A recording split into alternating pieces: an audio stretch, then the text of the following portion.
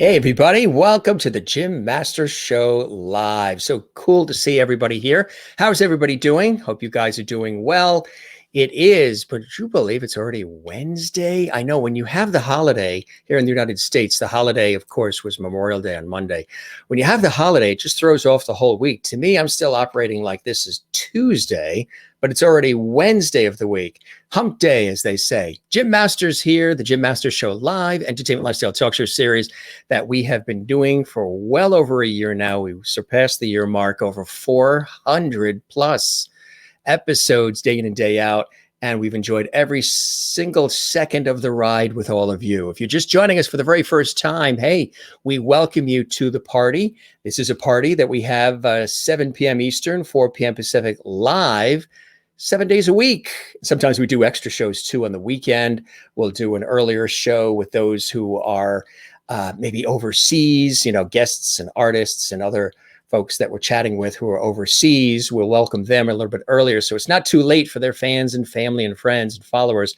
If this is your first taste of what we do here on the Jim Masters Show Live, well, this is an entertainment lifestyle talk show series, and we have extraordinary guests from all walks of life: Broadway, Hollywood, television, film, music, entertainment, as well as film and stage, inspiration, comedy, sports, culinary arts, psychics. I mean, it's a variety show like old school talk shows used to be, where there's something for everybody. Every night is something different. And then we sprinkle it in with a modern vibe of today. How's everybody doing? Boy, my hair is getting very long. I'm just seeing it in the monitor here. Wow. For those of you who have been following along with the hair saga, and sometimes we chat about it with some of the guests, it is pretty much it shows you the length of how long the pandemic has lasted as far as the length of the hair. So you can see 14 months plus of length shows you the length of the pandemic around the world.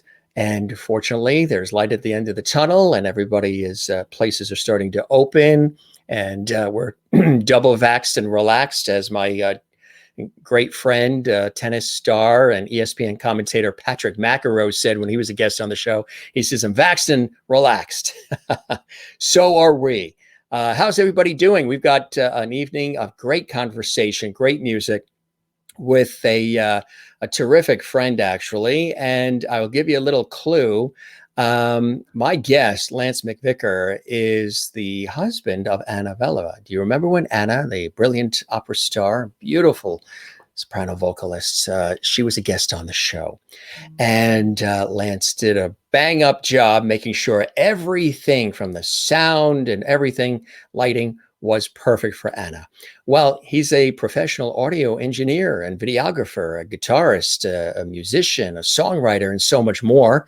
He has worked on extraordinary productions, shows for PBS and for other organizations as well over the years, television networks and music groups and so much more. He's been in his own band, and he's in New York, and he's going to join us as my very special guest in just a moment. First, let's chime in and check in with some of our Lovities. That's what our viewers call themselves. Part of our Lovity squad, the Lovities, because in the summertime, I just came up with that word accidentally, Lovity, and all of a sudden there's that word. We welcome you to the show from wherever you're watching live, or if you're watching this later on demand on our YouTube channel, Jim Masters TV.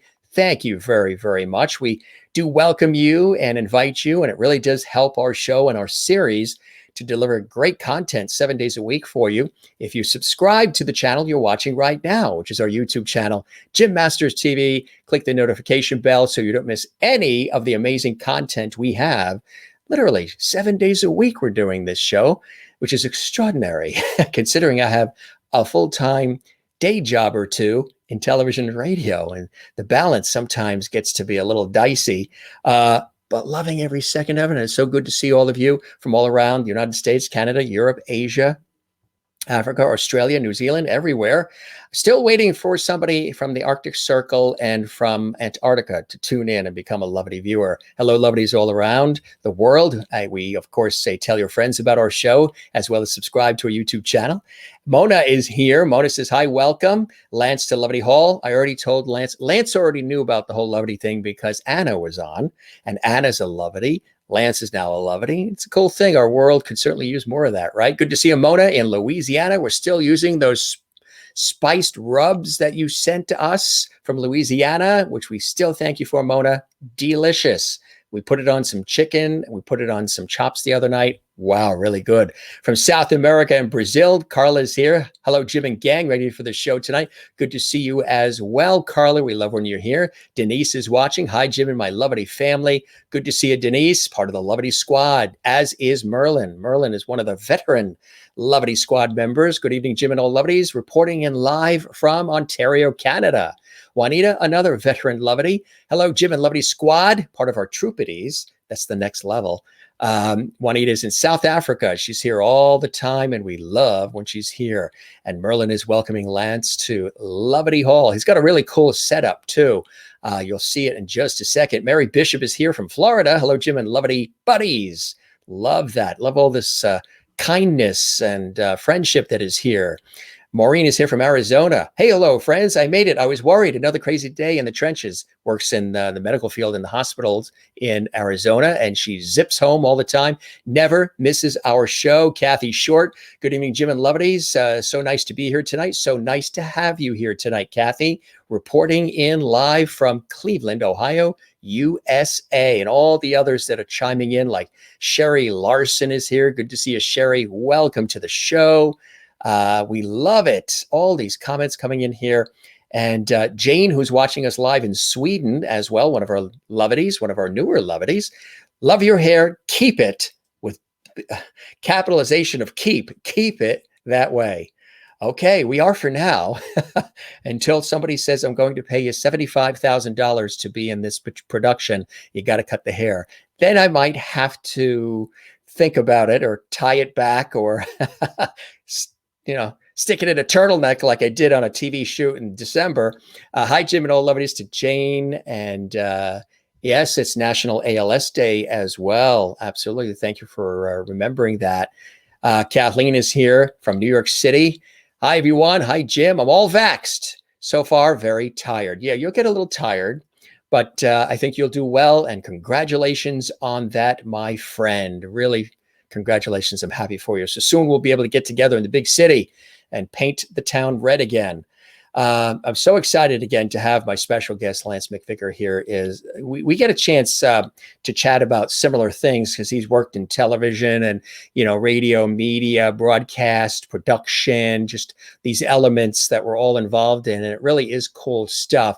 He's very, very talented. As a matter of fact, I worked on a couple of productions, concert events, where Lance was actually doing audio and video and a whole host of things, along with Anna as one of the performers. I was an MC. He's a producer, videographer, director, audio engineer, editor, experience in building teams, directing, producing live concert broadcast TV shows like Front and Center and the talk show Speakeasy, musician interview series. Shows currently have been on PBS and DirecTV and AXS TV, MTV, Sky, WNET 13, PBS in New York, which I've had the opportunity to work with and host, All Arts.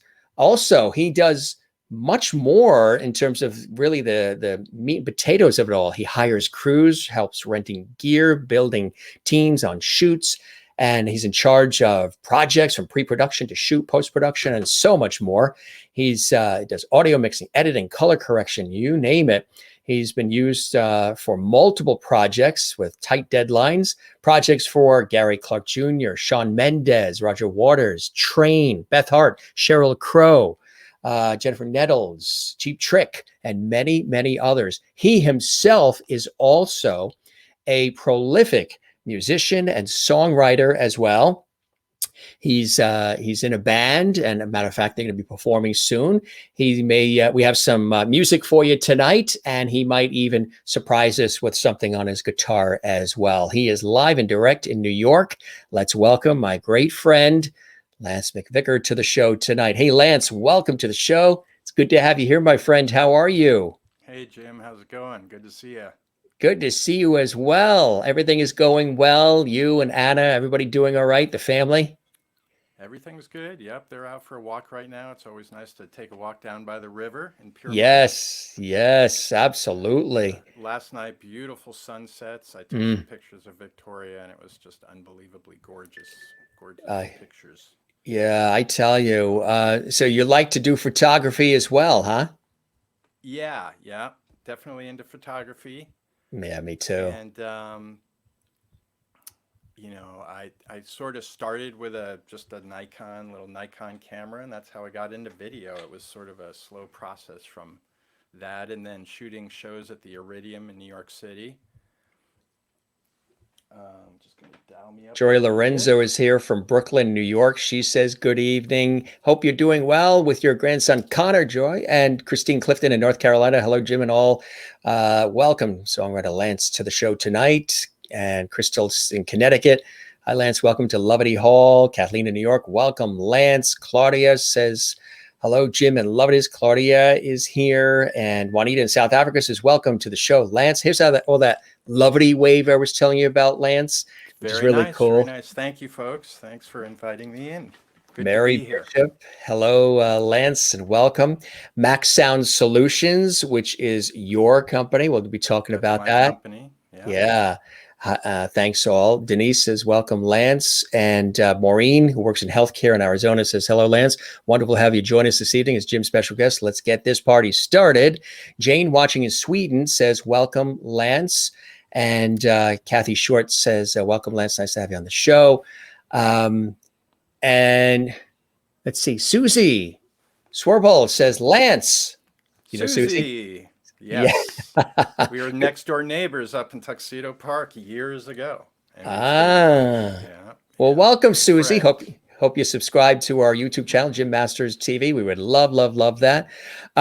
So you were saying that the camera, playing around with the camera first, taking stills and other things sort of piqued your interest, in videography and expanding further. Was that when you were a kid? Were you always like I was always playing with cameras and tape recorders and turntables and just documenting everything, doing little reporters, and we did plays in the garage and all kinds of stuff. So always sort of creating things. Were you always doing that as a kid too, Lance?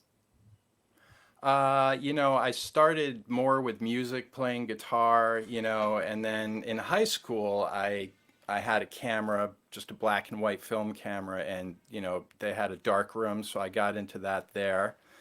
And then that dropped off again, and I went back to full on music. But I really didn't get back into video or cameras till way later in life, And I started working at the Iridium, doing shows for Front and Center. And initially, I was just the audio engineer, and then I set up a 4K camera remote control system where I used a PlayStation controller, and I could control up to 6 cameras remotely. So I can pan, I can zoom. I don't need like 6 camera guys, to basically get the shots I want and then use a switcher and switch. And we were live streaming a lot of shows at the Iridium, which was fun. Plus, I was mixing the audio all in a little closet off to the side of the stage. So when I first saw it, I'm like, I don't think this is for me. And the guy was like, well, you're going to work with a lot of famous people. And so he talked me into it, and I did that for like 7 years almost now. So that was cool. And then we I, got into, full on. Then I actually became a director on some of the shows, but I found it. Liam Gallagher from Oasis was one of my first shows, and Beth wow. Hart. Beth Hart was actually my first show, I think. And I did find it a little overwhelming to be doing video, audio, running the crew, and so I got a partner, which is this guy Patrick Heafy from LCM. He's local here in Rockland County, and his company's LCM, and we're doing productions together now. And we just got the job to do all the Carnegie Hall series Bryant Park concerts. So it's 22 shows this summer. We're starting with the New York Philharmonic on Wednesdays. That's our first show. So we're not starting easy. We're starting full You're blown production. diving in with the New York More Philharmonic. cameras for them than any Congratulations on other. that. Yeah, yeah, it's a Wow. cool gig. So And you were saying more cameras than any more other. cameras than any of the other shows. They have a lot of angles they want. So I think we're up to 12 cameras for that show. And that's Um, awesome. That's fantastic because I've done work at Carnegie, emceeing various events and concerts, and I know to be able to do that with those cameras and that amount of technology and camera work is amazing because sometimes they don't always allow lots of cameras everywhere and production everywhere.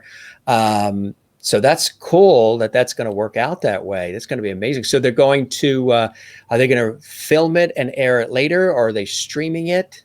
Either streaming it live. It's all being streamed live. So That's yeah, cool. God, yeah, Brian. congratulations. Thanks. Yeah, wow. And then, so you're doing that, and you've got a lot of other things that are on your plate, right? Because things are starting to, studios are starting to start, resurrecting, opening, shooting, recording, and you're finding that starting to happen now too. We just did 3 shows in Nashville. I'm not allowed to say who the artists You are did yet, already. Wow. because they haven't. Yeah, we did it 2 weeks ago. I went down there for 3 days, and we did 2 shows in one day and one show the first day. And it went really well. It was great to get out of the house and be back in the saddle, because it's been a Yes. long break. So How have doing you whatever work been? I could do out of the home. But Right. That's what I was going to say. I know Anna was mentioning some of the things that she did when she was on the show. And again, if you're just joining us, Annabella, the extraordinary soprano and opera star, was a guest on our show, another dear friend, and we've worked together on events. Uh, this is her other half, Lance, who's also very immersed in this world of entertainment and the arts as well. And so what are some things you've been able to do during this crazy period that we've been that we experienced in the last 14 months or so? spend a lot of time with my daughter, which has been great. That's She's beautiful. only two and a half years old, and so it's been really wonderful to not be away all the time and not be working constantly and be able to put that time in with her is really great. So, and I have my own YouTube channel, which is Max Sound Solutions on YouTube, and I make little videos about random stuff. Really, I need to kind of more hone it down, but I just do it on occasion. And some of my videos have 80,000 views, some of them have 500 views. It just varies. But I do it on some So it Apple works. rebuilding computers from the ground up, stuff like that, and some video and audio stuff. What comes first for you? Are you, the producer, the videographer, the audio engineer who happens to be a guitarist, a musician, a songwriter, or did the music come first and then all the technical and production aspects of your world come after? What came first for you, Lance, in your life? Well, guitar, music, I started when I was like in fourth grade playing guitar, and then, I wanted to be in bands. And then I realized I actually left home and moved to Texas when I was 18, went to Did you? San Antonio because my best friend from elementary school, who we played guitar from like sixth grade on together, he moved down there.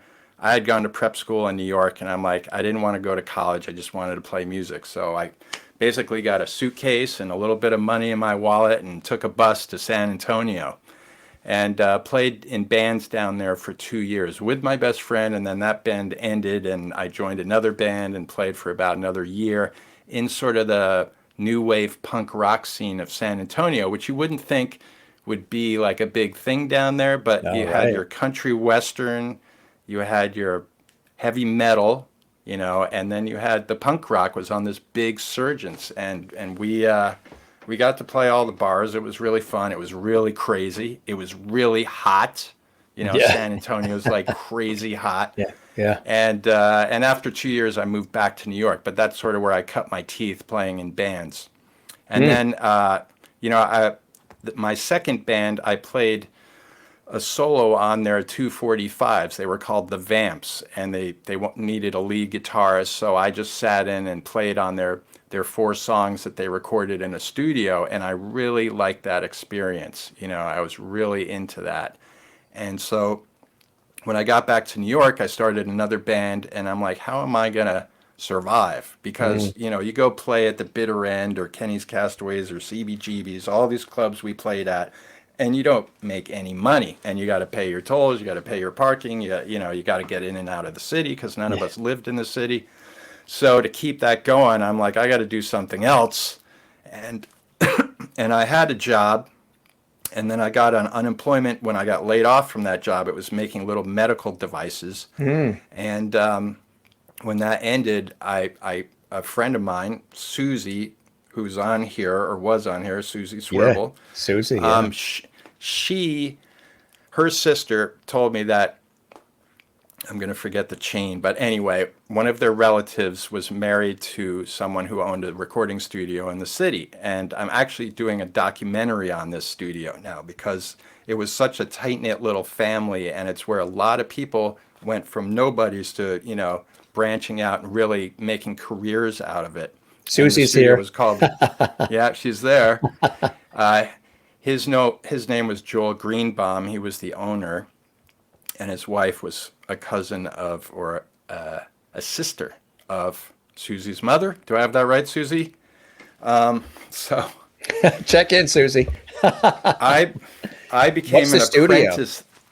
Evergreen, it was called. Yeah, It was on 91st and Broadway. It was a little 24-track studio, and even though it was small, they had really some amazing clients coming through their doors. Madonna was there once. Lead singer from REM was there. Bill Laswell, which a lot of people don't know, but he produced a lot of people's records and just a famous bass player producer. And Rob Stevens, who did a lot of John Lennon stuff post John Lennon's death. He did a lot of stuff for Yoko, still does stuff for them, and does remixes and remastering. And so he was like one of the engineers that I was an apprentice. I did that for 6 months. Then I basically had a breakdown with the owner, Joel, and said, my unemployment's running out. I need a job. I need a job. But there were only so many slots for assistant engineers. That's where you go from apprentice to assistant, and then hopefully eventually to an engineer. So that's sort of the way it went. And I was an assistant for quite a while, and then I started engineering my own projects, because the one thing about Evergreen is they were very cool about letting the youngsters or the newbies use the studio when it wasn't booked. And they had a class every Saturday. So I was going in there 4 days a week for $5 a day. That was the money they would pay the apprentice. And then you got the free class Saturdays where you were being educated on how to align a 24-track tape machine, how to use the console, the whole process, setting up mics. So that's where, 6 months of that. And then I started, you're probably making around $8 an hour to $10 an hour as an assistant, but you worked a lot of hours, Yeah. You could be there for 10 hours straight, whatever. So Did you see it as a learning experience, an opportunity to grow and make connections, network, and fine tune? Yeah. Unfortunately, I had my own vision of what I wanted my music to be, and there were so many, like somebody like Bill Laswell, who just walks in and he's dripping with coolness, and he's just an amazing, genius musician, and he's doing this super hip stuff, not Yeah. necessarily commercial, but incredible. He would take different genres and mix them together, and he's like one of the guys who started a lot of the rap stuff that started coming in, but it was a sort of mixed in with other elements. Africa Bambaataa was one of the acts, and he produced Mick Jagger's solo album, like Hmm. not every track, but a bunch of the tracks, and the main hit he produced that, and he did Herbie Hancock's Rocket, not at our studio, but then the next album was done Herbie Hancock at Evergreen. And I engineered an album for Hugh Masekela there, and actually went on the road with him as their live sound guy for a while. So all at the same time, I was in my own band recording my stuff, and that was the whole learning process, just getting better at being an engineer and hopefully better as a songwriter and all those things. So yeah, So great those learning great experience. learning experience. Yeah. So what happened from there? I mean, that was a great opportunity, a great time period in your life. When what else would you say then? What did that trigger in terms of your phone ringing saying Lance is really good? Let's bring him on this project. We want to have him here. We want him, a part of this situation too.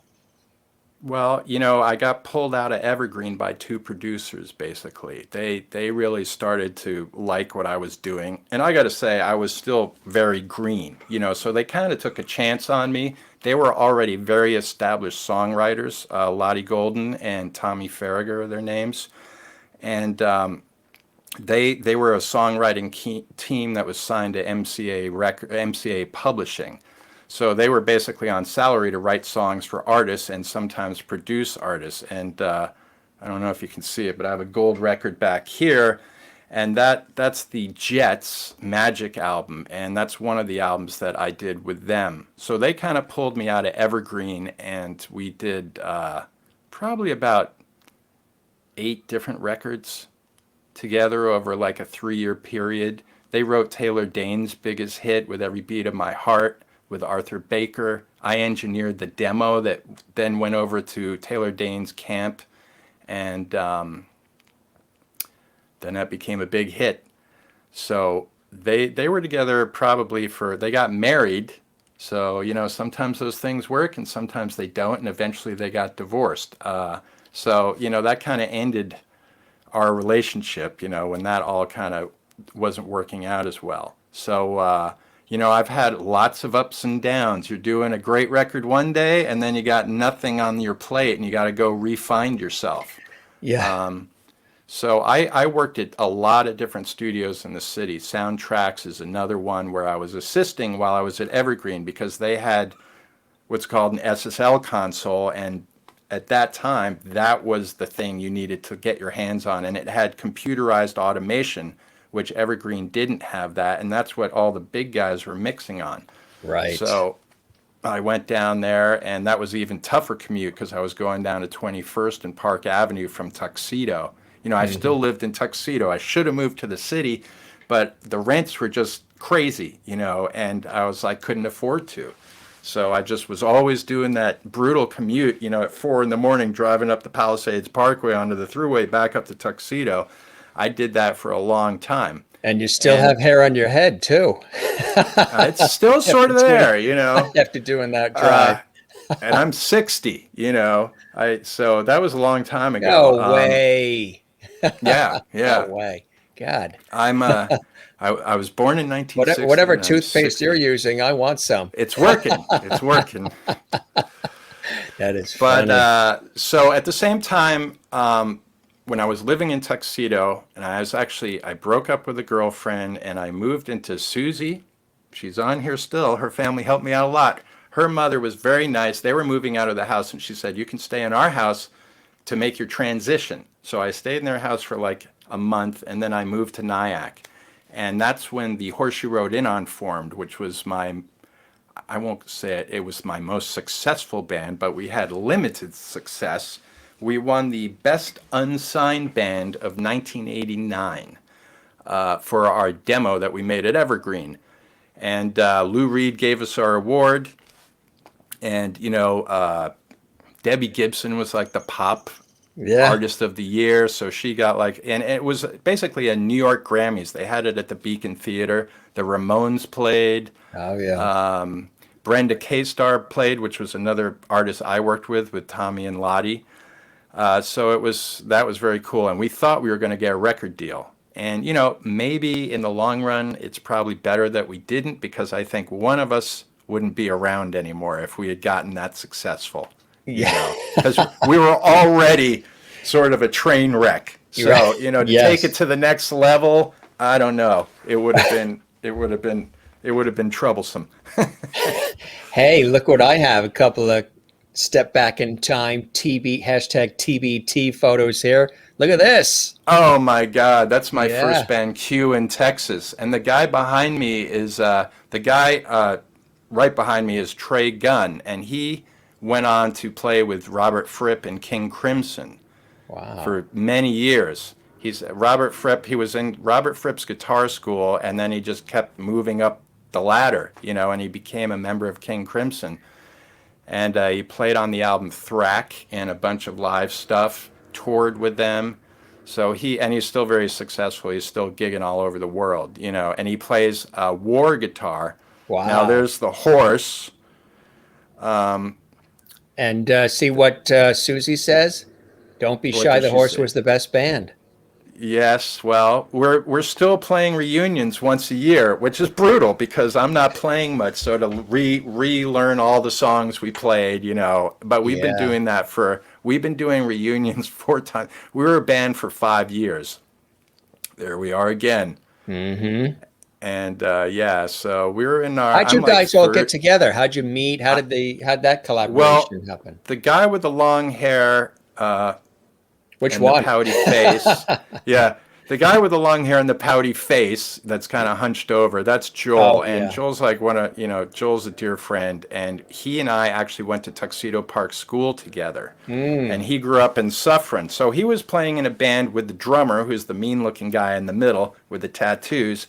Yeah. He was playing in a band with that drummer, and I was in a band with Chuck, who's the guy with the hat, and Chuck's the lead singer of The Horse. And so once the Raw Tones broke up, Yeah. their lead singer took off, and Chuck did a gig with them down in I'm not thinking of where it was, but it was down in Maryland somewhere. And then when they were coming back, they passed this bar called And the Horse You Rode In On, and Chuck was like, "That is a great name for a band." And that's sort of. Then Chuck called me up and he says, "We're forming a new band, and our band is no longer." So we became The Horse You Rode In On, and it was all original. We did some cover stuff, but very little. It was more like remakes of covers. We did a remake of Mrs. Robinson that actually got played on K-Rock. And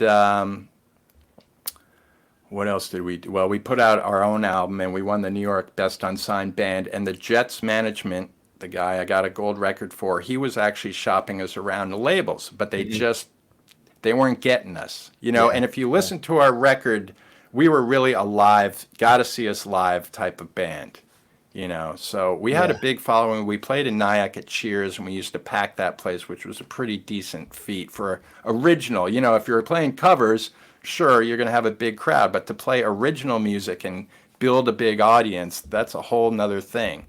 And, in New York City, they just kind of take advantage of you. Like the scene at CBGB's, that had already been passed, It was still there, but it was it was going slowly down. Yeah. And they didn't have, the Talking Heads and all those bands that went through there, that era was gone. So we were kind of in this weird zone of the long hair bands, and Nirvana broke. And we were neither one of those things. We were kind of all over the place, a little punk, a little metal, and very crazy. Like our whole thing was a crazy live show. But I don't think you can compare us to anybody, because we were just. What was the we're not- sound? What was the genre? What was the style? Or was it a mix? Or rock, rock band first, and then we'd throw in punk and ska and some rap and sort although of all Jeff over Rubin the- Electronics says you covered West Side Story. when you're a Oh drummer. yeah, we did, and we it's going to be like the something anniversary. My Joel, our bass player, was saying we got it because we did West Side Officer Story, Krupke. Yeah, we 50th. I did. think it's the 50th because Yeah, 50th. we had George. We had the original dancer, choreographer, lead on our show just a couple of weeks ago, and he was amazing. Who starred in the movie, and it was incredible. And he was mentioning the 50th. Could you believe it was 50 years since that movie, West Side Story, and the whole bit? Wow. That's all. Yeah, Yeah, George Chakiris that's was crazy. the guest, and he was the main guy you see in the movie Yeah. with Rita Moreno and all. Right. Cool So stuff. we did a cover of Officer Krupke. That no one else has done that one, you know. And we actually recorded it for like after the band broke up, we recorded all the stuff we had never recorded because Yeah, we went through two different phases. There was the first Horse You Rode In On, and then there was sort of the second version, and where we lost one of our members, and then we sort of became a little more rock and a little less goofy, and so I just was like, and this was after the band broke up. I'm like, we got to record all these things because we don't have them, you know, put to tape. So we did that. We went in and just recorded basically a double album worth of material, and Krupke was one of the songs, but that was the only cover that was going to be on there. But after I listened to it, I'm like, it just sounds so show tuney, you yeah, know, that I'm yeah. like, we decided not to. Plus, you got to get the rights and pay for it and all that stuff. And it's Yes, just like, yeah, you yeah, know, I'm like, yeah. eh. But now we might just finish. You know, it's recorded. Chuck just has to put his lead vocal on it, and we're done basically. So we'll You probably put it out there. you've met quite a few people and have collaborated with, worked with, been on projects with, or just happened to come across quite a few. And just for those watching, we have some music coming up for you too. Thanks for joining us, everybody. I'm Jim Masters. This is the Jim Masters Show. We are live worldwide right now. Welcome everybody watching live. Welcome everybody that watches this later in the archives. Lance McVickar is our show guest tonight. Joe Elliott, Def Leppard. Tell us about Yeah, this. he was cool. He was really nice. You know, it's the Speakeasy talk show that we do. That's one of Front and Center's shows. We do a talk show and we do a music show. They're two separate shows. Front and Center is the music show, and Speakeasy is the talk show. And so that was just us getting ready for the shoot. And it was a good one. Very You know, really cool. Yeah. nice guy, really nice guy, Def Leppard. Billy Yes. Gibbons. Billy Gibbons, ZZ Top, another super. You know, I meet these guys, and Yeah. I don't spend a lot of time with them. You know, I just I get my picture. We have a quick chat, and usually I open my mouth and something stupid comes out because these are icons. You know, these are like I've worked with so many people that it's just like you can't even believe you're in the same room with them. Like I did a Richie Blackmore's last demos with him. That's a whole nother story. But you know, to meet somebody who wrote Smoke on the Water, and then when I first met him, he walked into the kitchen in his underpants. I'm like, you know, whoa, this is That's how I'm meeting him. But this. yeah, that was Leonard Skinner in the other shot. They Mm, were great, really nice guys, here we really go nice. back And in time here. there's the New York Music Award 1989. We were down at the tunnel Is that after a the real first we went. bird on you? That's a real parrot. Some guy was walking around, you know, taking your money to have your picture with a parrot. So he gave us the Polaroid, and that's the only time I held the award because our drummer took the award, and you know we were gonna like he'd have it for 2 weeks and he'd pass it around. They didn't give Yeah. us 5 awards, or they only Just gave us one and they toss it the around. one. Yeah, so he took it, and basically we never saw it again. Ah, So uh, yeah, that was did you ever that. see him again? No. Yeah, Yeah. I mean, we did do gigs, and then the band kind of crumbled, you know. Yeah. So basically, probably because of him, lead singer quit because he just didn't want to work with them anymore. So That's that's it. how that went down. Quite a group here, huh? That's Yeah, Kevin Cronin from REO Speedwagon, and that's Mm. Victoria Shaw with the red hair. She wrote song, you know, The River with Garth Brooks. It's her TV show that we were doing. Simon Kirk, drummer from Bad Company. So she would have, you know, it's a songwriter series. So it's a very stripped down piano vocal, guitar vocal, and she that's on All Arts, which is a PBS, you know, Yes. and produced by WLAW, WNET in New York. Yeah. Right, Yeah. right. Yeah. So I did both seasons of that. We had Tommy Shaw, Garth Brooks, it's endless lists of really talented songwriters. Fantastic. So Really, really cool. that's my main thing is recording and mixing. Patty I'm a mix Smythe. engineer. Yes. Did I you know saw that she her was in offered to be the college. lead singer of Van Halen That I didn't know. I saw her. She came before to our Sammy college. Hagar? She came to our college in New York when the Warrior was really hot. Right. Yeah. Bang, bang, I am the Warrior. Um, Yes, yes. yeah, that was that. And she performed that live too. It was a sold out. It was at in New York at Long Island University at the Tillis Center. And it was Yeah. sold out. And she was terrific. She, put on an amazing show. Is this at the Iridium in New York? That's at the Iridium. That was another one of the all arts shows with Victoria Shaw. Yeah. It's Mm, called Under the Covers with Victoria Shaw, and you can see those shows on the All Arts website. You can stream all the episodes, and they're mm. great. They're really intimate. That's Dua Lipa before she was somebody, but she wasn't who she is now. She was We were doing on her way. Yeah. we were doing 5 shows for MTV at the Iridium called MTV Set List. And that's actually when I became a director. The last show I directed, which was James Arthur, who was sort of a British singer-songwriter who's pretty famous, but she Hmm. is she is really taken Hmm. off. I mixed that show, and she was great. I could tell she was very talented, She but was it on was her very she had a great tight band. Sheryl Crow, with you and Anna. that There's Anna. You may yeah, gang. You may yeah, remember was on the show as well. Annabella. Um, yeah. so what was this event? We were working again on a show that Yeah, that was front and center. I was directing that one. So we she's did that terrific, at the Sheryl Crow. Iridium.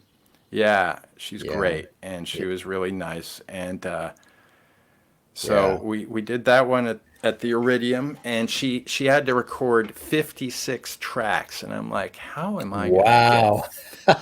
How am I? Yeah, 56. yeah, that's a lot. But in the end, they wound up with 48. And in recording world, that makes such a huge difference. And I had to Oh rent yeah. all this extra gear to have the 56. So when they told me Yeah. they were back to 48, I'm like, I'm gonna kill somebody. But it went really well. And you can see some of the stuff is on YouTube on Front and Center's YouTube channel. So she's definitely got a song or two up there.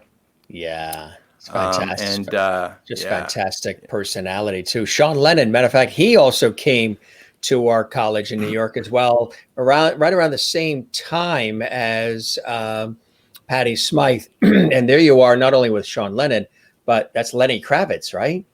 Yeah, so that was a speakeasy where Sean interviewed Lenny, and it was a great show, really easy. I mean, Sean Lennon, they're both so down to earth and nice guys. Very You don't approachable. expect that really. You would kind of expect some attitude, but those guys were super cool, really nice.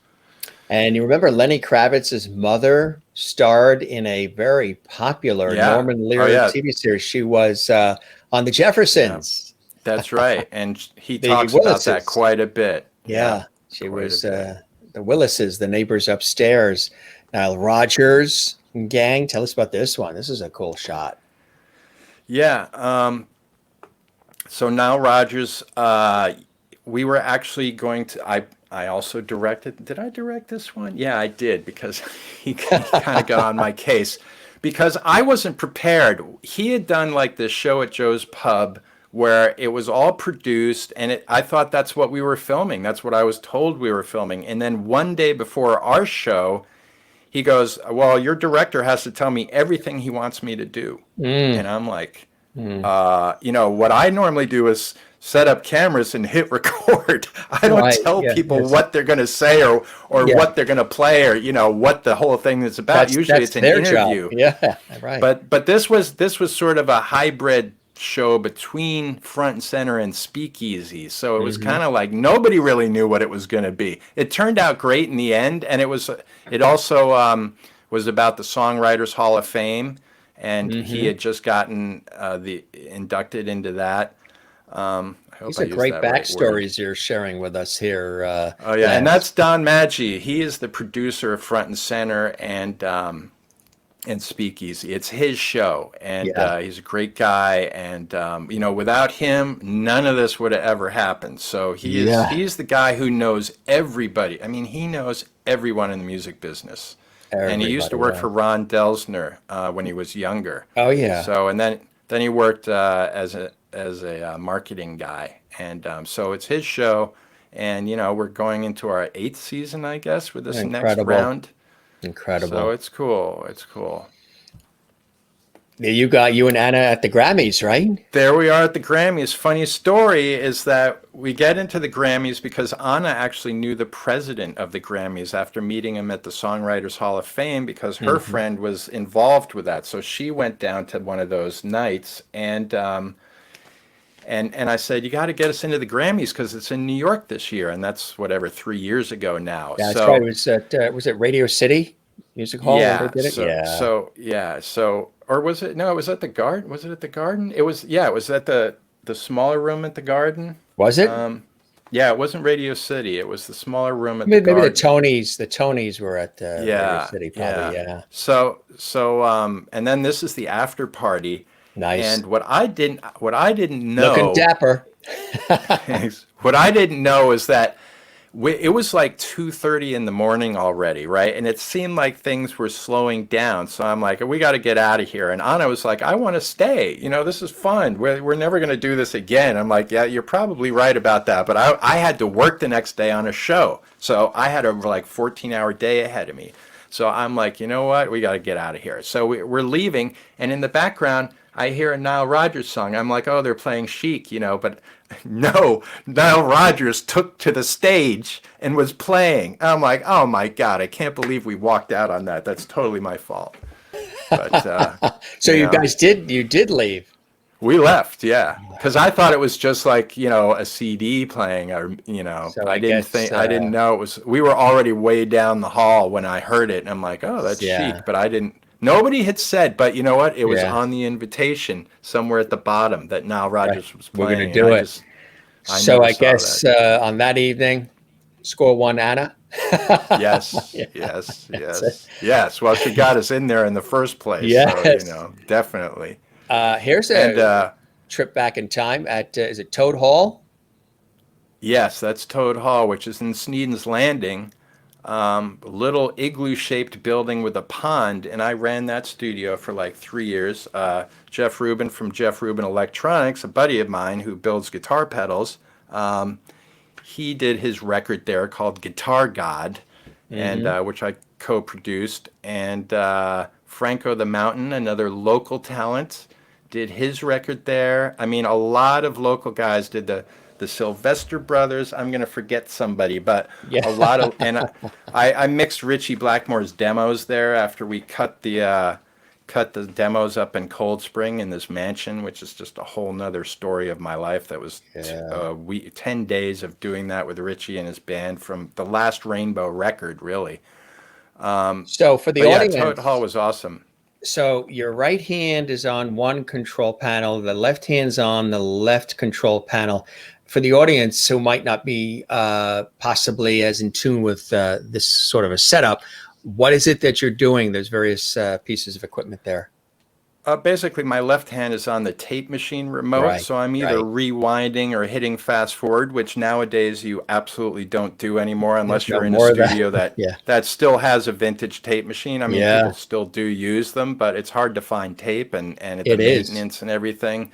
With Pro Tools, you just hit the space bar on Hmm. your laptop or your computer. But yeah, and then my right hand's probably on an EQ knob, or I'm Yeah, putting a little more reverb on something, yeah, a little yeah, more effect, and yeah. then you see the patch bay, Right. where that's how you would like, okay, I want this signal to go to that fader on the mixer. The fader are those white Exactly. things that are your volume up and down of each individual track. Looks like So the yeah. phone board that Lily Tomlin used to use on Laughing. Yeah, The exactly. It little is. patches. They're Yeah, the same cables. that's it. Yeah. A little bit later in the game here. Yeah, Nice well, shot. this is basically in Sandblast, which is 4 stories up from the Iridium. So when we did some of the front and center shows, I was up there mixing, which was great because that meant I was finally out of the closet studio in the Iridium and in a very nice space, you know. So they were very cool. It was great to mix in there. Basically, I'm just doing the live mix during the show for the director to hear everything Right. properly. Right. Right. So he's sitting there picking camera angles, and I'm in there mixing. You're in there So mixing, and that's what I was doing there. Yeah. that is I think cool. that's Kaleo is the show. I can't tell which show that is, but that's when we did Gary Clark Jr. A year and a half ago, before the pandemic, out in L.A. We basically we shot Gary Clark Jr. He had just come out with his new album, and the guitarist from The Doors, with special guests, Robbie Krieger. He had a whole bunch of youngsters, you know, young stars getting up with him, and his son was singing some of the songs, so that was very cool. And what was the other show we did out there? Oh, Lovely the Band, which we did at a different venue. But they had just gotten multi-platinum record and were going on a European tour, so they were extremely happy with themselves, which I would be too. You know, there were 3 guys who just formed in a garage, and a year later they're like blew up. You know, just really Unbelievable. took off. Yeah, Unbelievable. that's me prepping cameras for the Liam Gallagher shoot. So you can see, Yeah. like, I'm dealing with and Liam Gallagher, who's, you know, this the guy from Oasis. If you know who he Hmm. is, he's got Oh yeah. quite the personality, right? So Hmm. I'm dealing with just the shoot and the audio and the team, and I get a call from Don at 11:30 at night saying, "We want you to interview Liam." And I'm Mm. just not like the guy to be doing the interview. I just Yeah. my mouth doesn't, maybe it doesn't seem that way because I'm blabbing a You'll storm make here, sure but that the interview sounds and looks good. yeah, but I'm not into asking the questions, you know, so, or coming up with the questions at the last minute before a huge shoot like the next day. So I'm like, I called Pat, who I brought in on the shoot, and I'm like, Pat, I don't want to do the interview. He was like, I'll do it. He's totally into doing interviews. I'm like, you're the guy. So he's been doing them when we need some. Sometimes they pull in a celebrity or somebody to do the interview, and sometimes Pat does it. So it's a good combination working with Pat because I'm more back in the audio land, and we co-produce, and he directs, and you know, It's a good relationship, good it's a good collaboration, thing. which Yeah, is, you know, when you have that in these industries, that's a plus. Doesn't always work that way. Sometimes, you know, personalities or visions sort of are awry or go in different directions. So when you have that, it's definitely a beautiful thing. Here's some more shots. yeah, that's lovely. The band there, that was Yeah, after their show. really, really nice. Michael McDonald too. Keep Yeah, that was a forgetting. Dun, dun, speakeasy. dun, dun, dun, dun. Yeah, yeah, nice, super nice guy. Hmm. Um, Yeah. Even I, Sting in the I, action here. Shaggy and Sting. yeah, Sting and Shaggy, and that was they interviewed each other, and they had just done a record together, which was I really liked that record. I thought they did a great job, and so Sting, you know, I interacted with him for about 5 seconds. I said, you know, I usually say something that's just like, why did I just say what I just said? But I was like, because of you, I got really into XTC, which I meant the band, and he was like, the band or the drug? Oh, You know, XTC. yeah, yeah, yeah. Ecstasy, I guess it's the drug. So Yeah. anyway, but yeah, but what I didn't really get to say it, but I saw XTC open for the Police in Austin, Texas, and it was such a mind-blowing experience. XTC, if you ever get a chance, or if you don't know who they are, you gotta, you know, check them out because they're like sort of where the Beatles left off somehow. I mean, they're British, and they have a little Beatley influence, but they were sort of pop punk guys at first, but then they really branched out into like Skylarking to me is just which Todd Rundgren produced, and I actually talked to Todd about that at the Iridium. He was there seeing a show, and I said, I have one word for you, Todd, and he goes, okay. And I said, Skylarking. And he's like, oh my God, that was the toughest record I ever had to produce. And, you know, he produced Meatloaf and all kinds of other major records, but him and Andy Partridge from XTC did not get along whatsoever. But it's one of their best albums, if not the best album they ever made. Really incredible record. I can only imagine the book that you write from some of the experiences and the personalities that you've worked with, and some of the crazy situations and scenarios that have happened. Yes. That the public at large doesn't know. That's what I want to do with my YouTube channel, is start studio stories. And I'm going to start it with a documentary of where I got my start with Evergreen. And I got a few of the people recorded, and I got to keep going on that. Then I started getting busy with work. I should have started it early on in the pandemic, and I would have had it done by now. Right. Now it's like, now I'm like juggling. Because, well, I know what you mean about the juggle, because I started this show at the beginning of the pandemic, and we do it just about 7 days a week. And as I mentioned, sometimes we do 2 shows a day, depending, usually on the weekend. Wow. If we have a guest from any walk of life, not just a performer or an artist, but somebody who's overseas with their time zones later. So we'll do like 4 shows on a weekend.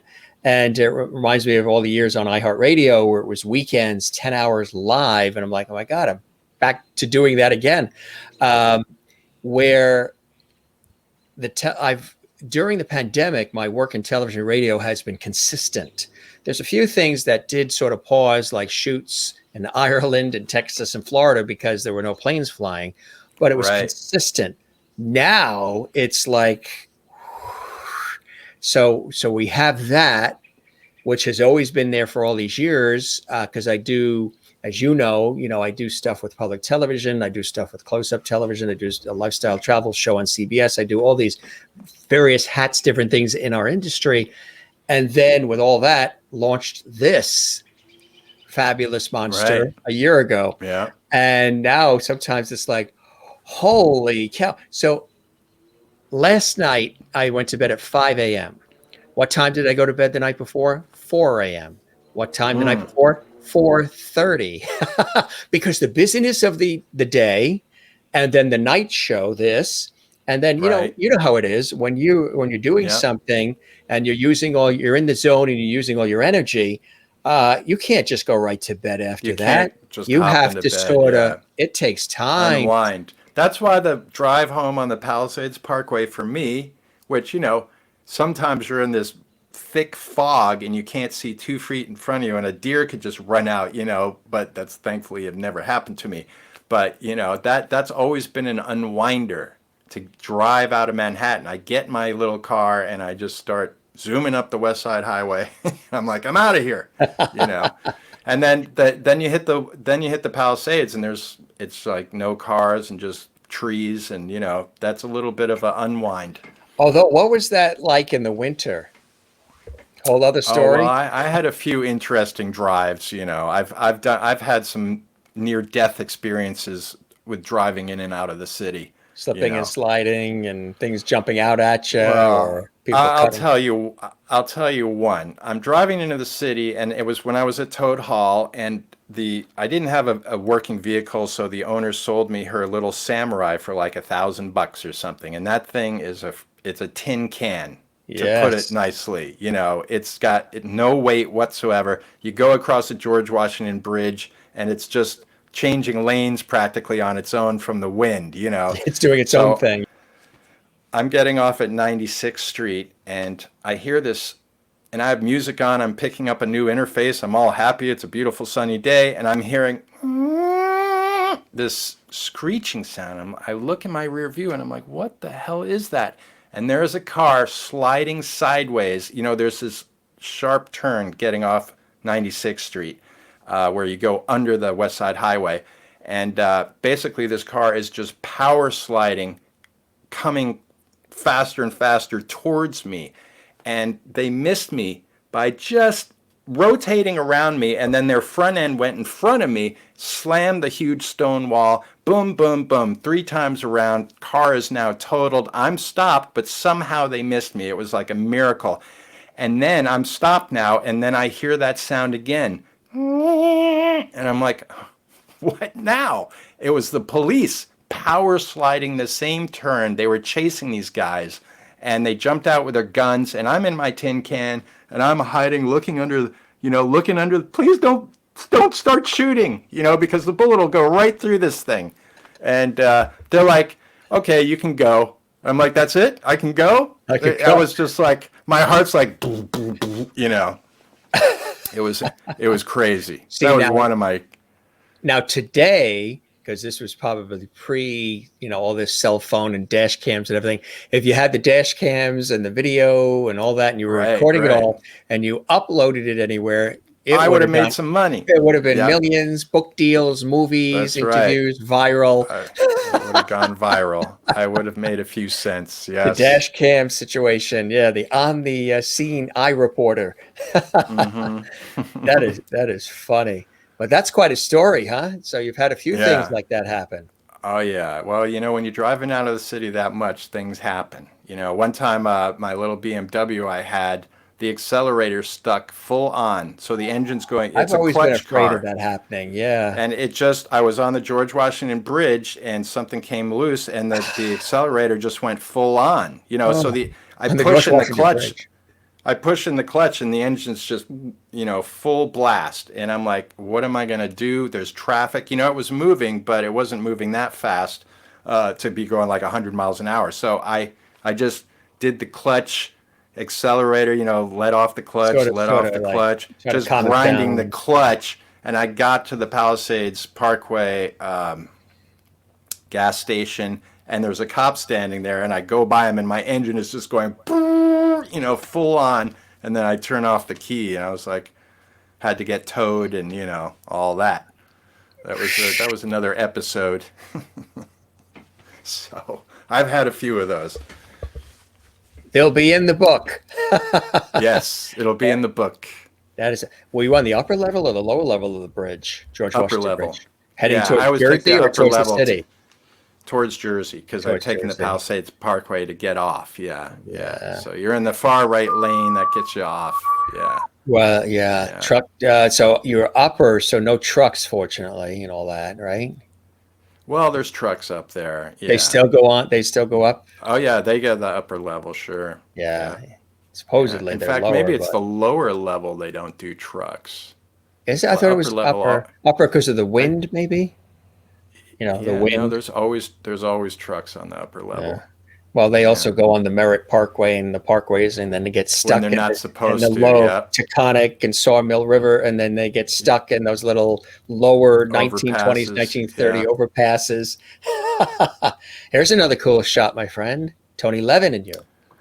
Yeah, that was actually my first show at the Iridium, my first live stream. And, Tony obviously has played with my friend Trey Gunn, who was in my first band in Texas. And Pat, I'm not going to think of his last name, is the drummer who's also been in King Crimson. And funny story, I go up to Pat and I'm like, hey, I'm buddies with Trey, we're old friends, blah, blah, blah. And he's like, great, can you go get me the deli platter? The deli platter. I was like, whoa. I'm like, dude, I'm the audio engineer. I'm not your deli platter guy. Have you noticed you've been asked to do a lot of these extra little things by some of the people? Oh, yeah, that happens. I always come out, like, I got a few stories, like, Ginger Baker, I was recording him for Front and Center, and, he has always been known to be sort of an angry guy, and I didn't want to approach him or anything, but the sound man was having trouble getting the drums to come through the PA system, and I wasn't getting them on the record side. So I'm like, you want me to hit the toms for you, which is, the tom-toms? And he's like, yeah. So I go up there and I'm hitting the tom, and I hear this voice, oi! I'm like, uh-oh, who's that? I knew right away who it was. It was Ginger Baker. I think I said Arthur Baker before. I meant Ginger Baker.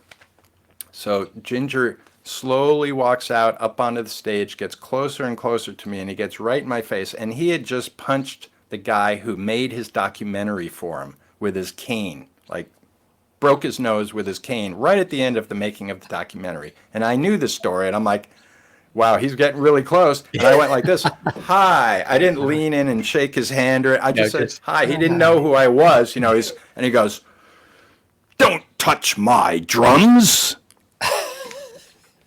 I was like, and then he just slowly turned around and went away. I was like, wow, okay. You will remember that for the rest of your life. Yes, I will Don't never forget touch that moment. my drums. And actually, they were rented drums. We rented them for him to play at the show. So they weren't really his drums. They were his drums to play that night. That is, I tell you, like I said, you could probably write a book. I can write one too of my experiences on the air and behind the scenes. You can literally write a book. Here's you with Nick Lowe, huh? Tell us about that. Yeah. Yeah, that was a speakeasy that was done down in New Jersey somewhere. I'm not going to think of it. It was a movie theater where we shot that. Really? And I think like the editor of GQ magazine. I'm so terrible with names, but yeah. he actually played a couple of songs, which was very cool. I didn't even know some of the songs he had written, like Elvis Costello. One of his biggest early hits was written by Nick Lowe. And he was a really nice guy, and the interview went great. You know, it was very easygoing. Good shoot. Yeah. Good shoot. Yeah. Here's another Steve Earle. Yeah, Steve Earle. That's at the Iridium. And he's with, I'm not going to think of his name, Simon. Not Simon and Schuster. No. He did the show The Wire.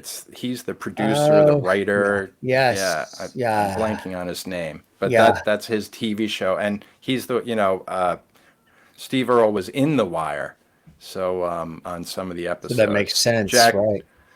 That was Jack Johnson. That's at the McVICKAR Hotel where we shot his show. We did a speakeasy in the morning, and then we shot his band the same night. And do you end up staying in touch with some of the folks over the years too that you come across, or is it we're on the project, we're on the production, and everybody moves on from there? Have you had a chance to form friendships, relationships with any of the folks? Zero. You Zero. meet them. Yeah, because they're going from gig to gig to gig. That's just another day in their life. Of the wheel, right. And I don't ever try and overstep. I try to pursue it. If I can get a picture with them and I say hello, I get introduced. If I don't, no big deal. I don't care either way. Right. And it's just like, it would be rare. It'd be more like when you're a recording engineer in a studio and you work with a client and then they really like you, so you continue to work with them. But when you're doing just a one-off, one day, it's highly unlikely. It's a blur for them. Yeah. Okay. Where are we? What city? What studio? Okay. Let's get this done. Yeah. Yeah. Exactly. I think I got to switch to my other headphone. Let me see if I can do this without the earbuds. Yeah. Yeah. I heard a little do. You've been hearing a lot of sounds in your stories tonight. I don't think I'm going to hear you for a second. Let me put. Oh yeah. So the sound sort of goes off a little bit, right? So he has these earbuds, the Bluetooth, everybody. So when you have the Bluetooth, the audio doesn't last. The batteries, I guess, there's little batteries in there. So we hear you. You hear us? Yeah, so he doesn't hear us. I got you now. So you hear. I'm good. So is there batteries in the little ear pods? Is that what it is? Yeah, they have batteries in them, yeah. But they don't last very, very long, right? About an hour plus. They last for like an hour plus, yeah. And then you're going to recharge them? We did it with, this actually has built-in charging right in it. So you just put them in there and they charge it up for another hour. And it takes like maybe 15 minutes for it to recharge. So they're pretty good. And these are the original ones. So they've improved the battery life, I think, with the newer models. But I just don't like to have the whole headphone thing on when you're doing an interview, Yeah, not that this is my first interview. I want you to know I've never been interviewed before. There's been a few attempts, but they never happened. So I guess appreciate it. You're seeing what we did with your lovely and talented wife, Anna. You said, I think I could give this a shot. Yeah, I could do one of those. And thanks for your help with that. It was terrific, and she's amazing. And how did you guys meet? I never asked her, but how did you and Anna, we're talking about Annabella, of course, who was a guest on our show. She's a dear friend. How did you guys come together? A good friend of mine introduced us. She had sung at a funeral of a mutual relative of theirs, and that's how they met. And then he's like, "Oh, I met this really nice opera singer." And I'm like, "Opera singer? You know, I'm kind of a rock guy, so it's kind of an odd pairing." But we went on a couple of dates, and then we started recording a couple of songs together, and you know, the rest is history. Now we have a daughter, and we've been married for 8, 9 years. That's right. Absolutely. So, Yes. but a funny story. I was working at a show at Opry's City Stage, which was a venue the Grand Ole Opry set up for about 6 months, and then they decided to bail on it because it wasn't really working. But we were doing a front and center show there, and I was there all day till like, you know, got home at like 2 in the morning or something. And I pull into the garage, and Anna calls me. I'm like, why is she calling me? She knows I'm here. She heard the garage, you know. And she's like, my water just broke. And I'm like, oh my God. She was 2 weeks early, you know, so I wasn't expecting it. And so off to the hospital we went after a 14-hour day, you know, and then we're up till 6 in the morning. And then Yeah. she had Victoria at like 6:45 or something like that. You know, it was quite an experience. But That's a beautiful that's one how those too. things happen. And Yeah. congratulations. Yeah. Yeah. The Thank you. last time Yeah. we had worked together was there in, was it Westchester? Suffern, right? Was it Suffern? Marcello's, the restaurant. And Yep. he had the Marcello's at big, Suffern Lafayette Theater. the Yeah. Lafayette Theater. And I was the master of ceremonies and all these different artists, Anna included. And Yeah. you were doing audio. And I mean, you were right up there in the upper tiers, just doing your thing. That's when I I first took think I notice was of some there of your just to. work. I filmed You're it. filming Yeah. it, I was right? just there You to were film filming it. it. Yeah. Yeah, you were Yeah. filming it, right? Yeah. Yeah. Yeah. That's what I thought. And it was just, that was an epic night. That was just one It of was a good those night. Yeah. amazing, I know I was like sold out or something, and Yeah. everybody Good was just having a crowd. good time. And that was a really cool experience. Yeah, I mean, when I first saw Anna sing, you know, it was odd because I've still never been to an opera, which is terrible, except hearing her sing. But there's like this old school voice that comes out of her that's just like from another time and space, and it's just, you know, it's just hits your heart right away. It's like it's undeniably amazing talent. Yeah. Have you Um, been to Bulgaria? Twice, yeah, Yeah. Beautiful and we've country, been. huh? It That's is. that's It for is. folks watching. That's where Anna is from. And if you didn't see the episode on our series, our entertainment lifestyle talk show series with the incredible Annabella, lots of great music and really, really terrific. And we thoroughly enjoyed having her as a guest. And her voice is like the voice of an angel. And Lance was behind the scenes, making sure the audio and lighting and everything was perfect. And it really was spot on. It was very, very well done. And I was very pleased with it, and the audience was as well. So you guys are a great team. You complement each other very well. Thanks. Thanks. Yeah, You we know, are a good team. Carla, you've got thumbs up from one of our lovely viewers in Brazil and South America. Carla says, "Wow, you're doing really great on your first interview on Masters Show, Lance. Amazing conversation. Also, you've become a lovely as well." And Merlin said, in Canada says, "Yep, she was awesome." Talking about Anna, and Merlin also says, "Lance, this is conversational land, a very good one." Jane in Sweden says, "So fun to hear about all the things he's done and experienced.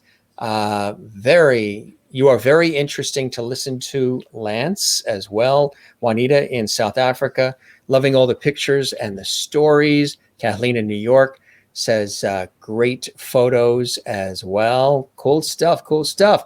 Uh, you're scoring points with the Thank you. Lovities. You're doing well on your first Thanks, one. folks. Thank you. And I am honored that I am your first interview. That's what friendship is all about. Yeah. Hey, we speaking of all of that, we have this really cool video, a couple of cool videos, and then you might pluck the guitar a little bit. But this is Hypocrite. Tell us about this video and what we're going to see, and the vision for this. Well, Hypocrite kind of came from somebody I was dating, and that song is probably like 15 years old or something, maybe older than that. I like the way You Did can you tell catch by that, the video everybody? quality. Well, no, hypocrite came from somebody that I was dating. Yeah. It's based on a Is it like relationship. Taylor Let's put it that Swift, way. where Taylor Swift does songs about past Yes. experiences? Past So loves. Yes. hypocrite tells you a lot in the title. It does. It's pretty straight up. I don't tend to walk around the subject. I wish I was more poetic that way, but I just can't write lyrics like that. My lyrics are upright and blatant. And but that song is sort of came from a little, animosity, and also it was at the same time that Elliot's, what's his name, Spitzer, he was, doing all his shenanigans. Like, on one Yeah, hand, he's closing yeah, down yeah, whorehouses, and on the other yeah, hand, he's going yeah. off with them, off Mm-hmm. into gets busted in another It's state. funny how that Total works, huh? hypocrite. Yeah, so I just put him in there as, like, sort of subject matter, but it's really, and you can hear in the lyrics, it's more about a girl, a relationship with a girl, than it is about a politician. But, the point is there. And But the and point is I there. I made that video with, like, Apple's first eyesight camera. Did you? And the guys who were playing in it, they sent me little they used their crappy little flip up cell phones that had cameras on them to record themselves, just Yeah. little snippets. The drummer actually is Mark Frankel, and he's in the Blue Man Group. He's one of the main Oh, yeah. guys. I interviewed them on And PBS. They're fantastic. yeah, Yeah. and he's been, doing the show in New York. He did the one with the Philharmonic in Los Angeles at the Hollywood Bowl. He's one Yeah. of the three top guys, and he's been doing it for, I don't know, a long time. And he says, actually, because of me, or partially because I was, I can't remember what he said, but I helped him get into the gig eventually. Like, he's like, it's probably because of you that I even got into the Blue Man Group. And I'm like, really? But he was an up and coming recording engineer. He's a great drummer, a huge talent. And, he's just really taken off. That's been a great gig for him. And he's done some incredible stuff with it. Mm. Well, let's take a look at this hypocrite, folks. And this might apply to anybody watching who's had a previous relationship in their life of any kind, coworker, family, friend, dating, whatever it is. You can absorb it and relate to it and make it your own.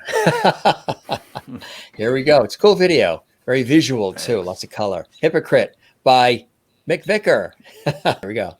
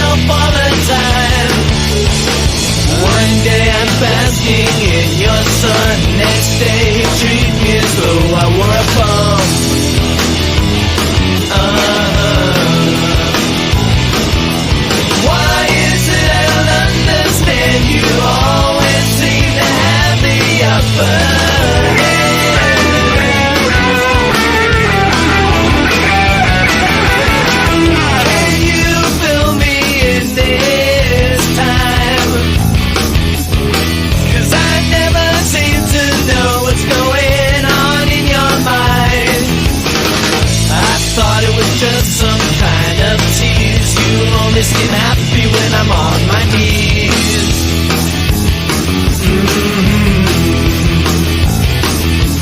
How can I predict my fate when you're always in a constant debate with yourself?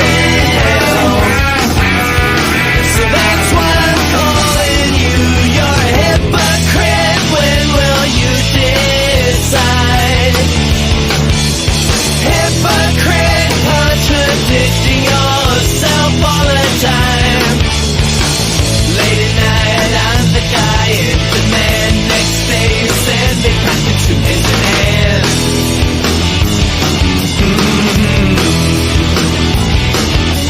Why is it I don't understand? You always seem to have the upper hand. So that's why I'm calling you.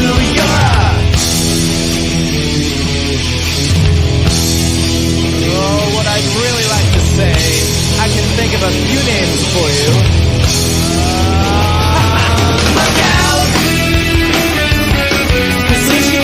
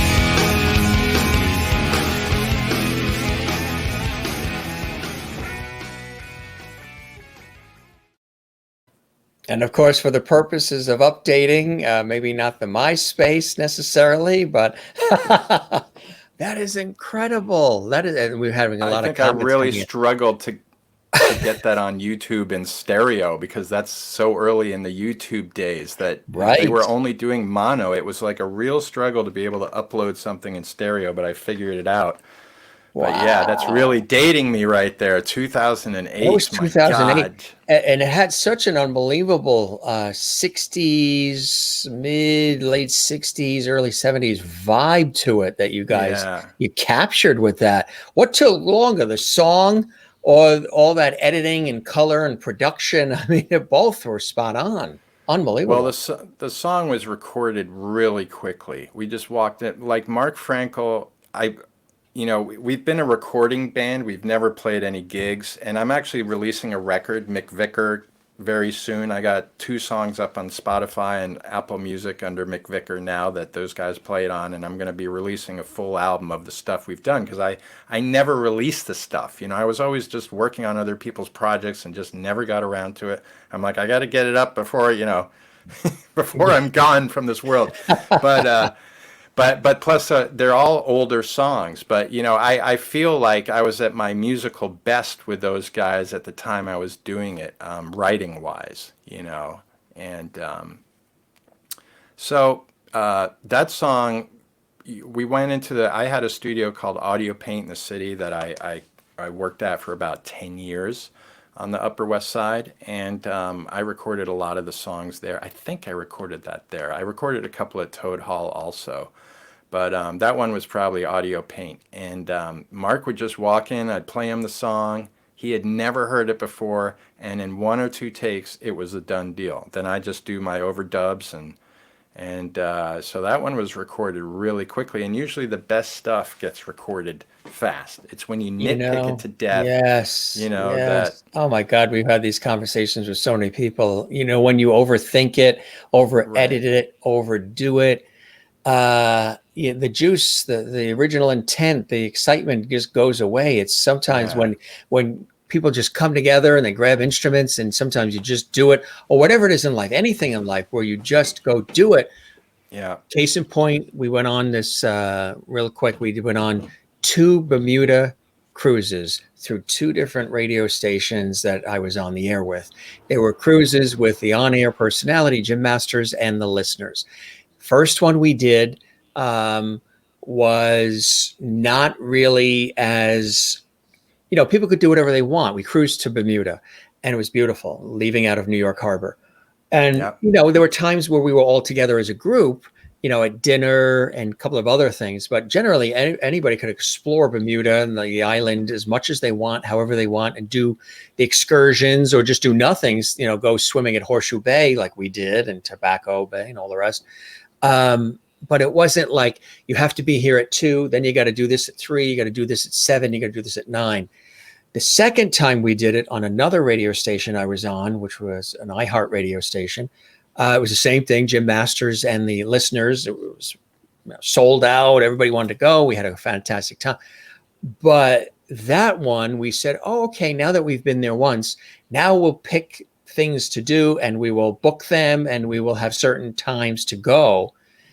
But it was like the minute we got off a cruise ship, the very first thing we did was go on a glass bottom boat. We were just on a cruise ship in the middle of the ocean for days. And the next thing we do is get off and then go right on another boat. And so it wasn't when it was so structured and so tight. And then we felt like we were running.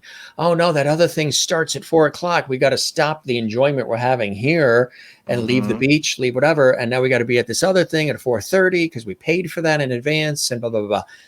So sometimes when you have those moments, when you, if you are somebody who's an overthinker, you know, striving for excellence, wants everything to turn out right, you're always going to think that way. But it's those times when you just throw it together with time and care and attention, but you just let it ride freestyle. That's why even with this show, people will say to me, Jim, are there going to be questions that I have to send you, or is there pre-production? Is there anything that in this conversation, what are you going to ask me? What are we going to, I'm like, don't worry about it. You know, I've done this for a long time in the industry. We're just going to relax. It's going to be freestyle and conversational, and wherever we weave in and out, that's what it'll be. And when we look back, we'll be like, holy cow, that was cool. That was fun. That was comfortable and easy. So just, you know, elaborating on to hanging on to what your point was, I have found that, as you know, we work in these industries that demand a lot of time, deadlines, attention, and sometimes a lot of perfection. And when you loosen that up a little bit, it can really be invigorating and liberating in so many ways, wouldn't you say? And sometimes you get even better product when that's what happens. Spontaneity, you know, that's a problem with, I mean, I'm not going to sound like an old geezer here, but the problem with like a lot of today's music is so homogenized. It's, you know, they have 8 different writers, 10 different writers on one song. I mean, there's still bands out there that write their stuff and play, but, you know, music has verged back into pop. Like, pop is the top tier now. It used, you know, rock was there, rap was there, pop is now, and some of it is so, you know, it's auto-tuned to death. Everything is right on the beat. And, you know, there's plenty of talent out there making records, and there are great songs out there still, but a lot of it is just like, I don't like hearing auto-tune at all. And it's drives me manufactured. crazy. I'll just turn it off, you know, right. I don't want to hear it.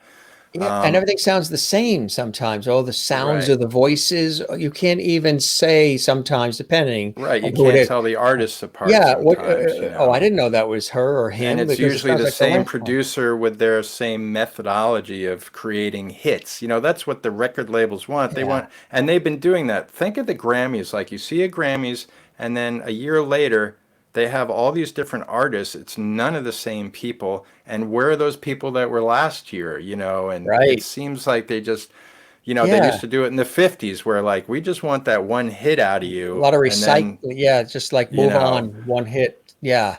yeah. Right. And sometimes that's hard for people who've been in the industry. Well, sometimes you even see that when they do the in memoriam for a lot of the award shows, and there's somebody who's like a legend, and they forget to include that.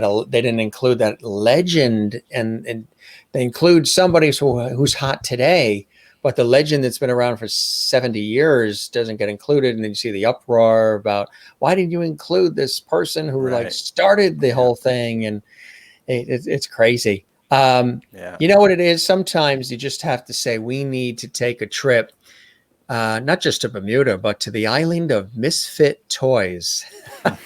Like that segue?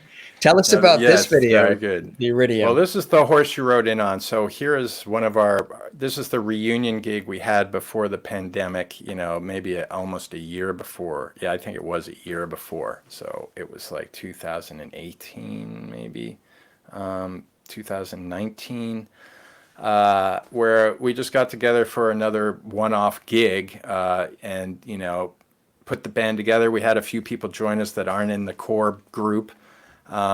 And we just had a great time. All our friends came down. You know, the Iridium's a small, intimate club, but it's nice to play with lights and a full PA system. You feel like a real band as opposed to just playing on somebody's lawn or something. So and, you know, the Iridium, I've done so many shows there. That's where Les Paul used to play every night.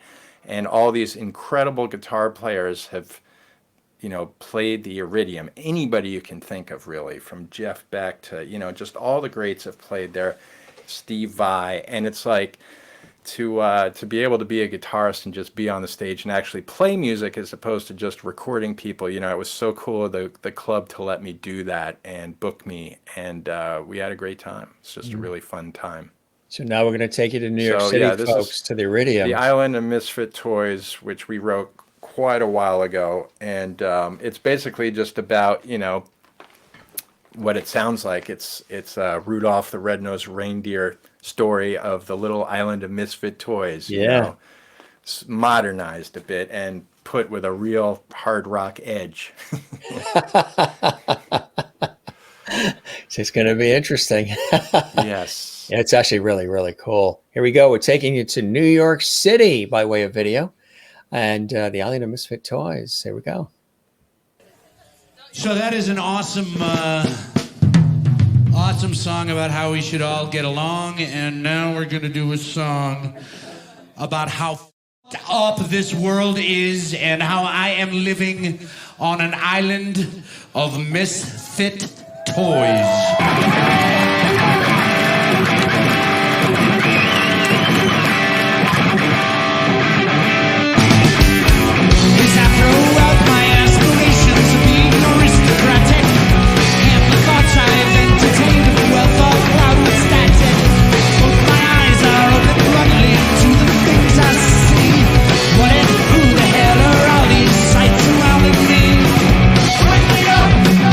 Prove to me I've dreamt again.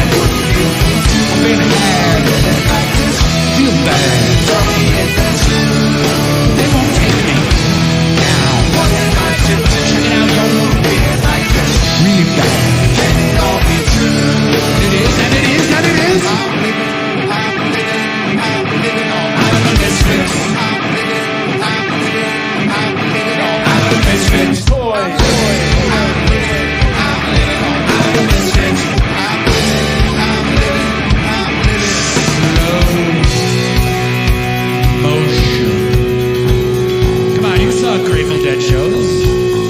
This is the part where the lights get all trippy. Crazy sound effects happen.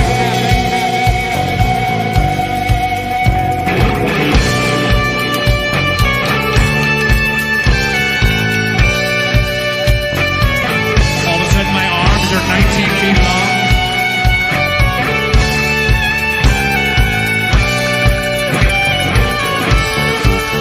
Sing.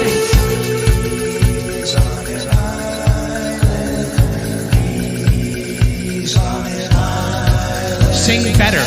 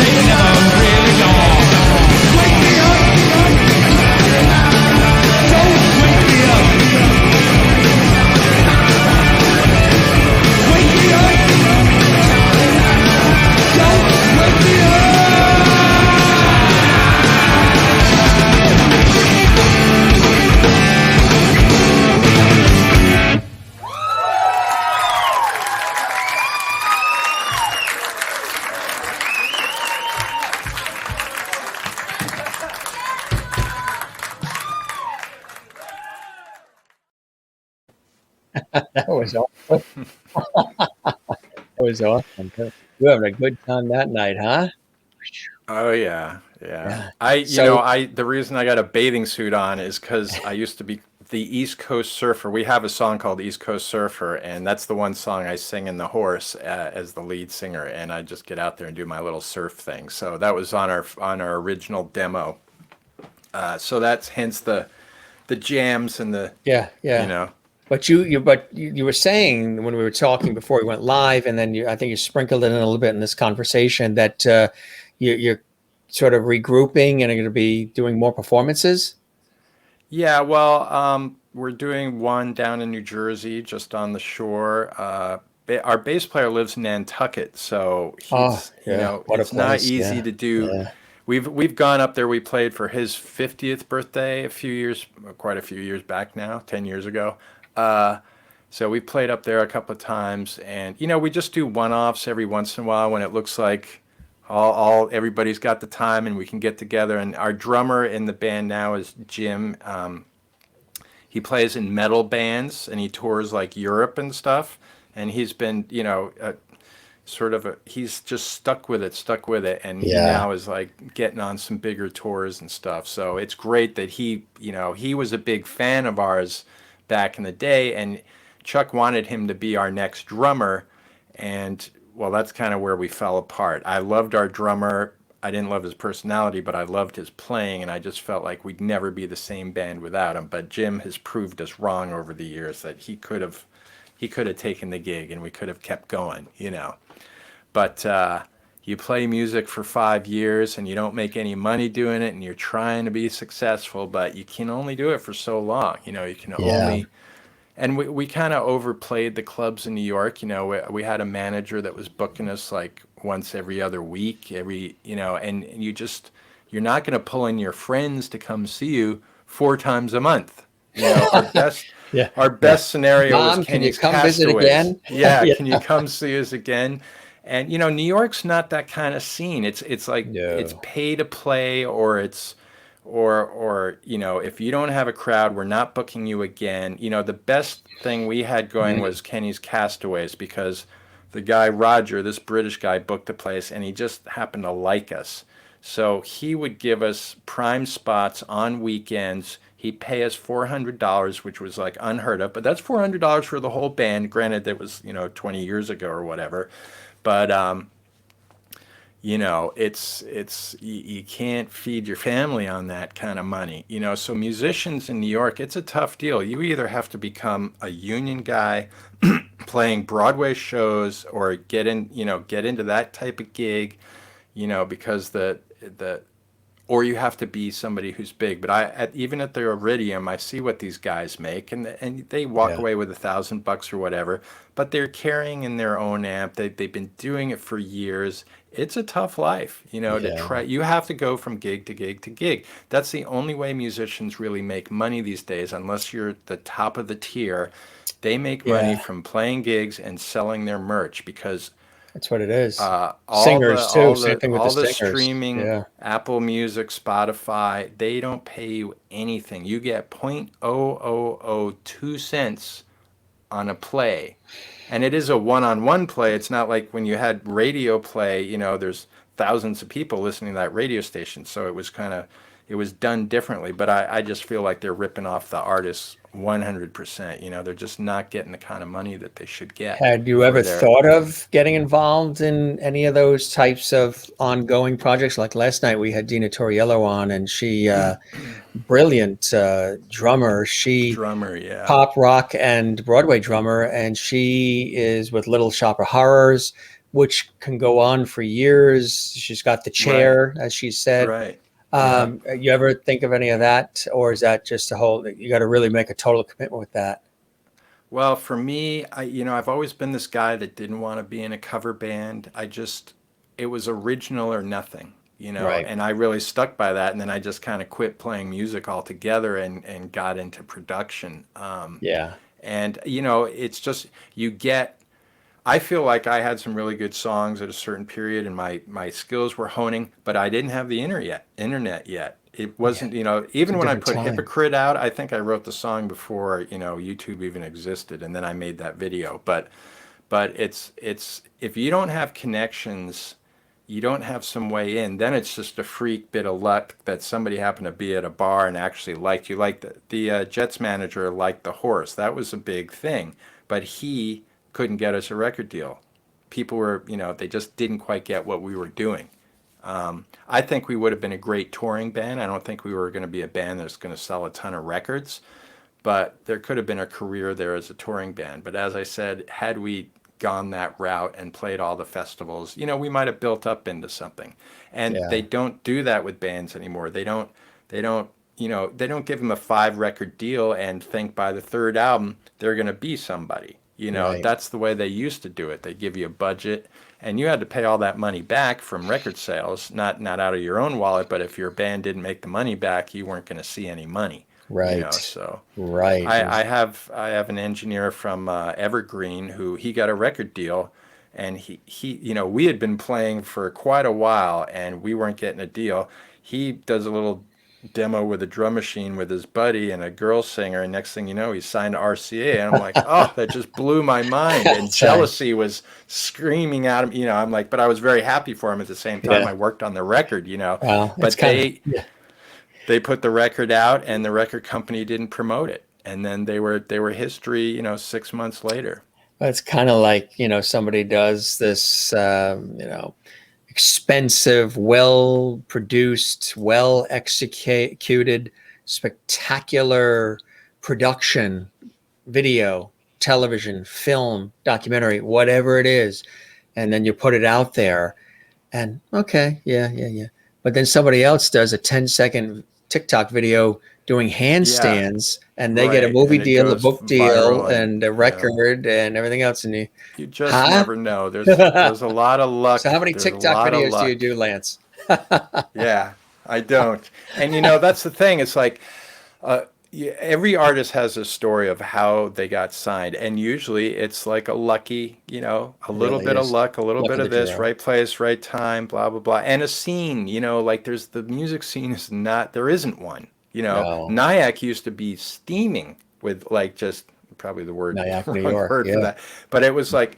Nyack was like had 4 different clubs you can play in. There were musicians everywhere, and every night Cheers was like packed with whoever the band was playing, and it was just a great scene. And we had that in San Antonio when I was down there. And you feel like you're part of something. It's not like this struggle, Right. And by the time we were playing in New York City, it was more of a struggle. You wanted to get in all the clubs, and we did that, and we were pulling in audiences, but you just to get to the next level, somebody's got to get behind you financially. You're right. That's what you it's know, about. or it's Right. just you got to get that record deal or you're just not going anywhere, you know. And nowadays people put out a video and it can go viral, but you know, that's also luck and the right video. And you know, Yeah. my friend's daughter is I helped produce her first record, and she's finding her way, you know, but it just takes a lot of effort. You know, big artists have promotion people behind them, they have management, they have tour agents, blah blah blah blah blah. So when that ship isn't going well, next thing you know, you're going bankrupt because you're still paying. Like even now, Rogers said that when the pandemic hit, he looked at, you know, and he has hits beyond hits beyond hits. He looked at how much money he was pulling in from his streaming because he was no longer able to gig and tour, and he's paying all these. He wanted to keep everybody on the payroll, but he was like, I just can't do it. There's barely any money coming in from the streaming. And if that guy can't do it, you know, And I mean, because now 500 million people are doing streaming all at the same time, so now it's right. a blur. Now it's like, But at the same time, like I got some songs up on on Apple Music and stuff. Nobody's playing them, right? yeah, No, they're not yeah, getting in playlists because I'm nobody. They are not gonna play my songs unless they want you to have a yeah. thousand, 10,000 plays before. Then they'll stick you in some kind of rotation. Like when the Horse put out our album, it was like 2008, I think, and we got it on Spotify, and Spotify was extremely new. So they were playing us, and I'm like, wow, we got like 5,000 plays on a song. How much did we make? Maybe 50, like $40, you know, for 10,000 plays, something like that, maybe less. It's just crazy. You know, in the People old don't days on radio, realize. Yeah, you got 10 cents a play. right. So when a band is getting 10 cents a play on every station that they're getting played on, All that's a over. lot of money coming in. So there's just a Yeah, huge difference between the old and the new, you know. a lot has changed. Yeah. Tell us about the cool room you're in and some of the things we see around you. And did you want to pluck the guitar a little bit for us? I don't know. You know, I feel a little, I just don't play much. I could play a song, but I might really regret it. I might stop halfway through it. If you You'll guys be want me to, fine. I will. If Yeah. Oh, somebody really they've wants me already to. been asking throughout the whole show. Yeah. Oh, you know, but this is like my little mixer. This is my little mixer over here. This is where this is my home studio. So I do all my mixing here. All the TV shows are mixed here. I don't have to go anywhere. I commute upstairs. You know, the only time I'm going into the city is when we're shooting a show or if I'm flying to LA or something to shoot a show. But 85% of my work is done right here, which is great. So is that my cue to actually play You've something got a on the beautiful keyboard? guitar up behind you. Yeah, I'm not gonna take that one. No, but tell us Uh, about that one. That's a gorgeous one That's too. that is a Telecaster. Jeff Rubin from Jeff Rubin Electronics. I'll give my friend another plug. Makes great All my pedals are built by He's him, by the watching way. tonight. He commented. Yeah. Yeah, yeah. So this is a Warmoth guitar. It's all made from parts by Warmoth. So it's just a beautiful Telecaster, and it's got vintage. You know, Fender makes Telecasters, but this is not a Fender. This is all. It's actually better parts. You know, so the tone out of that guitar is really beautiful. I just love the blue paint job, and the natural wood comes through. And these are like very vintage hardware parts. So I always wanted a Telecaster, and I never had one. I've had the same Strat since I was 16 years old, and that's what I've played all my gigs with. And it's a vintage Strat now. It's probably worth like $5,000, you Oh, know. at least. But That's yeah, this is my vintage Strat right here. This is the old beast. Gotta bring it in a little bit. So this has played a gazillion gigs. It's beaten and battered and abused, but it's totally hung in there.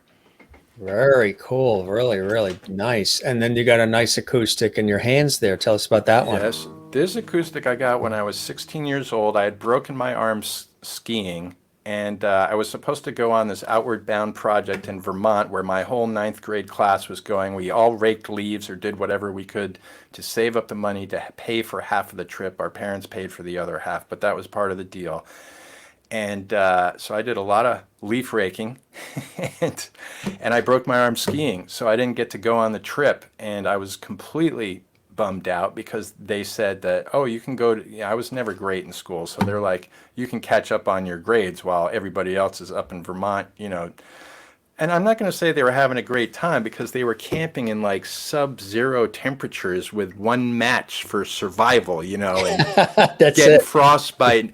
But they all sort of like, I went up there for graduation and they were all like, you could tell they just all went through this life experience that I missed out on. So I went through another life experience though, where my music teacher, who was great, Mrs. Petra was her name, she took me to New York City to see her husband record in a studio. He did jingles, amongst other things. He wrote the first McDonald's commercial, "You Deserve a Break Today," Did he with Barry really? Manilow. Yeah, with Barry Manilow. Yeah. They co-wrote that.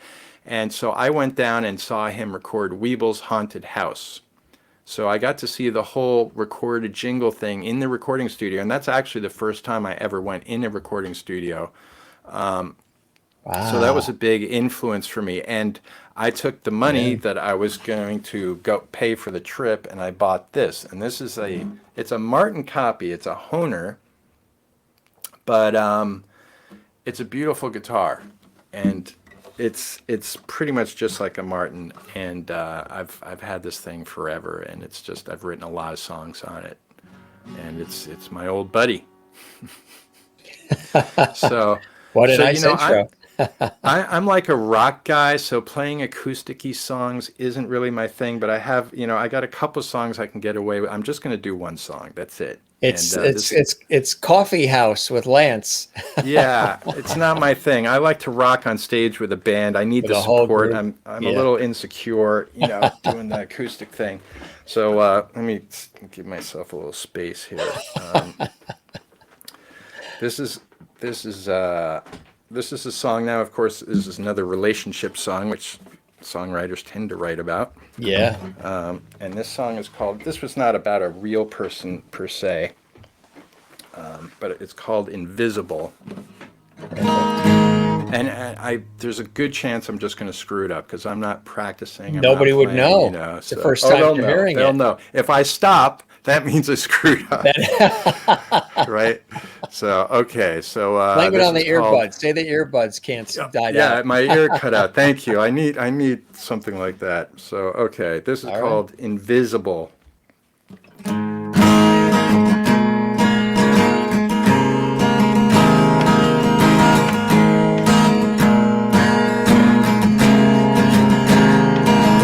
There's a girl I know.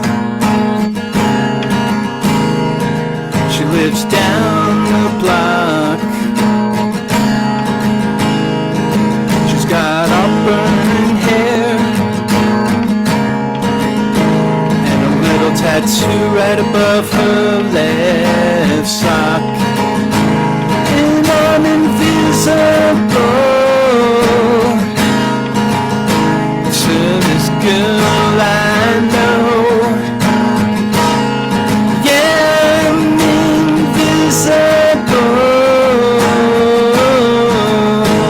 And if that ain't enough,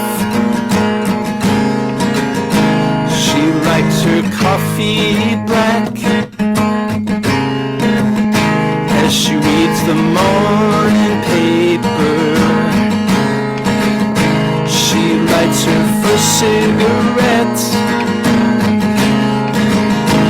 as she stands outside the window looking for an answer. And I'm invisible to this girl I know. Yeah, I'm invisible. And if that ain't enough,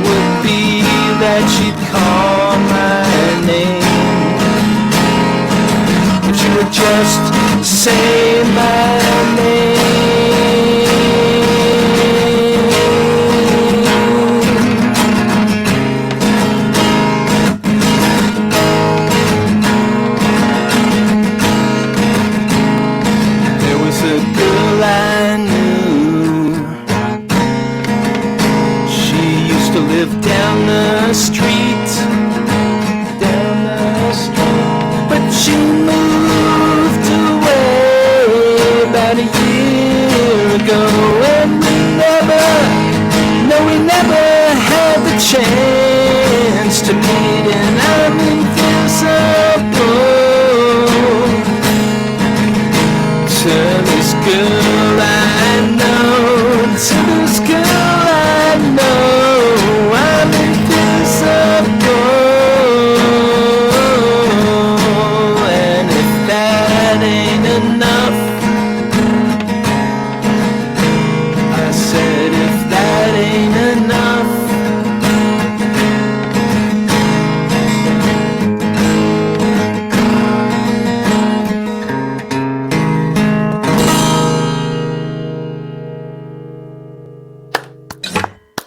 Fantastic. I mean, see, no problem. There you No have it. worries. You nailed it. You knocked it out of the park. That was really, really I cool. made it through. I made it through. You did. I tell you, your sound and your playing is fantastic. I mean, people need to hear more and more and more of this.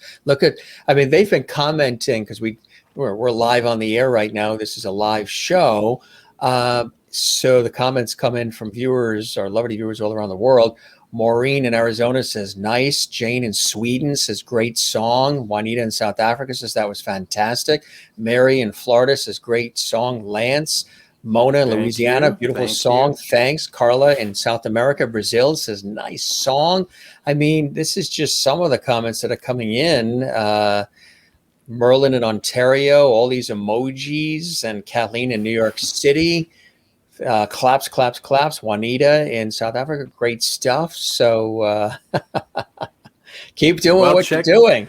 Stream me at Apple Music and Spotify. Yes, you check know, 'em on under Spotify, McVICKAR. Apple. I'm going to be uploading a whole album soon, and Under I'm putting up McVickar, another right? single. Yeah, under McVickar. I'm going What's to the get the credit derivation up of there that next. name? Is that Scottish? It's or Scottish. Yeah, Scottish, yeah, Scottish. the yeah. MC, right? Mhm.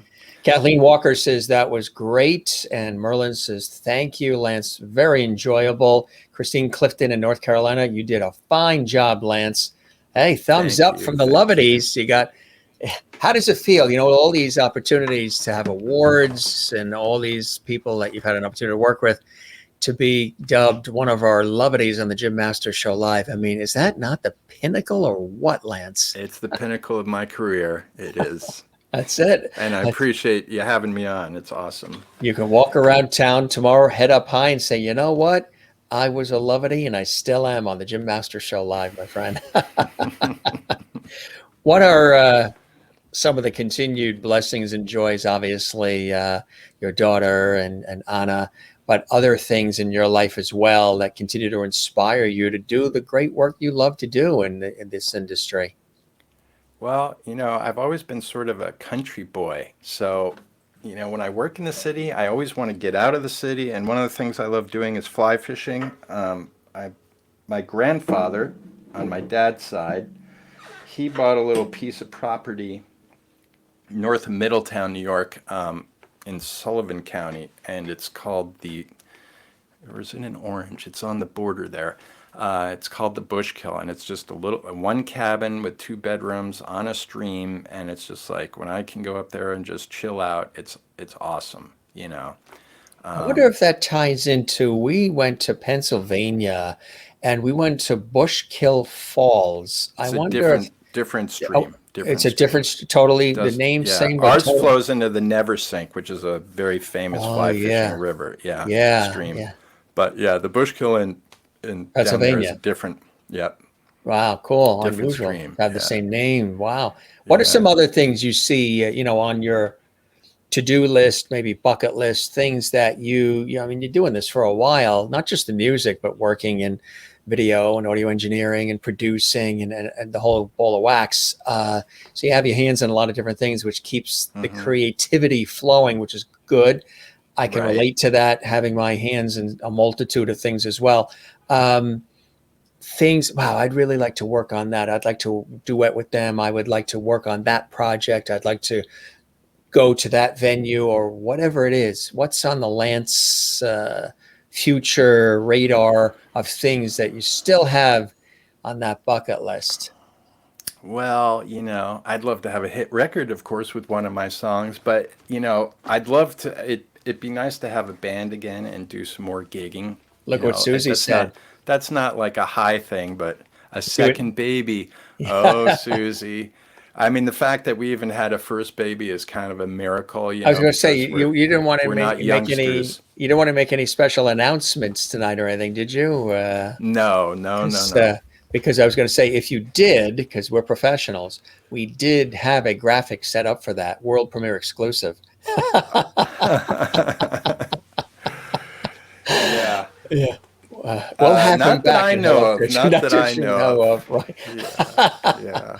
But you were saying some other things that the hit record would be cool, and would you like Yeah. I to work mean, on an ongoing network television series or anything, producing and directing and any of that? Or yeah, the main thing I like is live music. yeah, That's what I love. I love doing that. And if I can keep doing that, I'm good. I'm at a point in my life where I've kind of like, I've done this, I've done that, and I feel like my best talent is mixing. I'm a good mixer, and I like mixing music. I do not want to be mixing dialogue, for TV shows or corporate. I've done a ton of that stuff. That's not what I love to do. I'm good at it, but I really just mixing music is my thing. So I just want to keep that wheel going, and it's not an easy wheel to keep going no, because no, I had my studio Audio Paint for 10 years, and then I kind of we started doing legal work. yeah, And my yeah. partner formed a company called Legal Audio, but we did the first terrorist case after 9/11, and I actually was hired to sync up 3 days of surveillance audio and dialogue with video that didn't have, and it was in Arabic, right? These guys were You had your work cut out for so you. the FBI couldn't do it. They tried, they failed. So they were looking for an outside source to try and do it. And I spent like, I don't know, 4 days, and I got something like 40 seconds sunk of audio to the mouths of the video, right? Because the times were all off on the Yeah, recorders, and it right. was done in Germany. And in Germany, you're not allowed to use surveillance video in court. It has to only be audio, and it has to be a certain audio machine. So it was a crazy gig. But long story short, the guys went to prison. And I had to testify in court, and I had meetings with the German secret police, and I mean, it was a weird chapter in my life. Wow. But and my partner wanted to keep that going, and I sort of did too on my own. Was it a money But maker? Is that what it was? That's why you yeah, had it to. made a lot. It was a good payday, for our studio. And then we got more gigs. We had a gig before that where these guys. Our first gig was a guy down the hallway said, "Oh, I know this lawyer, and he's representing some mob guys that are, in trouble with Wall Street stuff." And so basically, they needed to digitize 600 hours, something like that, of audio, and like 600 hours, that's going to take some time. And then I'm like, wait a minute, let's multi-track it. So we bought 10 cassette decks, and we hit play all at the same time. So we're now digitizing 10 hours at a clip as opposed to 1 hour at a time at Great 600 idea. hours of. Right. So that's how we got the second gig. And then, the U.S. Attorney's Office, they really liked me, but they were so successful with that one thing that we did. It was a very big case, and when they won that case, they got hired from outside law firms and left the U.S. Attorney's Office. So my connection there disappeared, and to me that was sort of like, well, that's when I also invented something, and Did I you? got a little payday from that. Yeah, a friend of mine's a patent attorney, and he has a patent firm and in Westchester, and he's like one of my best friends, and we were mountain biking a lot together, and we started talking, and I had this thing about my cats and the garbage bag always falling into the can, and I'm like, something needs to be done. So long story short, we invented a garbage bag. I'm not even supposed to say any of that because I signed a thing saying, blah, blah, blah, don't ever talk about it. But we got a chunk of change, and it was a good deal. And that's when I left Audio Paint, because I'm like, okay, I can take a little break from this whole thing. You're Because the Audio second Paint, person I know that's in music that was involved in garbage bags. oh, really? The other friend is Bob Kinkle, who's in New York, who is with Trans-Siberian Orchestra. Oh, yeah, And yeah. yeah, he and Dina and he was involved in the commercial campaign for Hefty, Hefty, Hefty, Hefty, Wimpy, Wimpy, Wimpy. And he was, I believe, the Hefty voice. So I have two friends now that. Okay, I'm going to have to sign off now, because you're from- getting into the exact company that. Really? Yeah, Oh, yeah, wow. yeah. Ah. So it's even So closer. it wasn't you know. Glad trash bags. It was not Glad. So It I was- have two friends that are involved Yeah, in that's very funny. garbage bags. Yeah, yeah. Hey, We'll that is end it cool. on that. Yeah. Yeah. But That is- yeah, it's funny. That It's is very cool. funny. So again, Spotify and all the usual suspect places, and you're working on. Are you working? You said that you're working on some production projects as well that are I'm coming up. mixing 3 shows right now, front and center shows. I'm just not allowed to talk about them because No, they're no, not no. announced yet. Yeah, yeah. But yeah, we went to Nashville, and it was Very cool.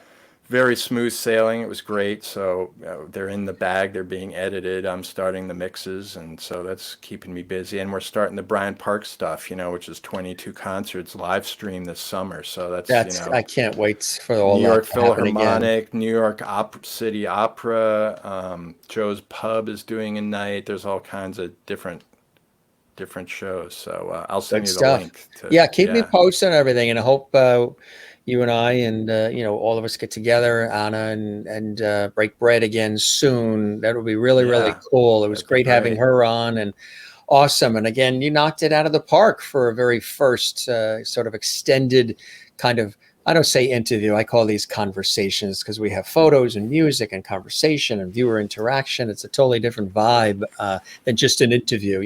Question, Yeah. answer, question, answer. Tell us about the book or the movie, and then see you later. Mary Bishop in Florida says, thanks for sharing your life story as well as your music with us, Lance. It was great. Kathleen in New York says, thank you for sharing your music with us. This was great. Joan Sandow says, thank you for sharing your incredible talent. Merlin in Ontario, Canada says, wow, including you and Anna, 2 Lovedies in one family. That's really cool. 3. You haven't met Right. Victoria yet, but she'll be. Is there some music prowess or entertainment prowess Yeah, happening? well, she has been watching ballet from day one, and she gets her little ballet dress on, and she starts, she's off to the Nutcracker, and she's just Yes. dancing up a storm. It's the cutest thing you've ever seen. I mean, of course, for me, I'm her dad, but it's just like, she is so adorable when she's doing that. It's much better than when she's having a conniption and dragging her feet, screaming because she doesn't want to do something, She's in her terrible twos. Yeah. But yeah, it's so cute, and she's That really is- into it. She always says dance, like first word out of her mouth when she gets up. So who knows, That There's is definitely musical genes in her body. Let's put it that way. yes, passed down. Chip doesn't. Yeah. The apple doesn't fall far from the tree type thing. That's really cool. Really, really amazing. Susie claps and cheers, and good to see Thanks, you, Susie. Susie. So we're rolling. Thanks. Anybody for hanging watching, yeah, thank you very much for joining us live. And again, you can see this episode again if you missed any part of it, 24/7, 365 on our YouTube channel, Jim Masters TV. Click the notification bell, subscribe to the channel. We're here 7 days a week live with our Entertainment Lifestyle Talk Show series. Did I sign up for that? 7 days a week? What? in. Yeah, man, that's a lot. Ooh, That's a big that's commitment. more than some TV series lasts and It is more. Broadway shows. Yeah. Maureen in Arizona says, this was lots of fun. Thanks for the entertainment, Lance. And Carla in Brazil. Thanks for tuning in. Thanks, Lance and Jim, for this amazing meeting tonight.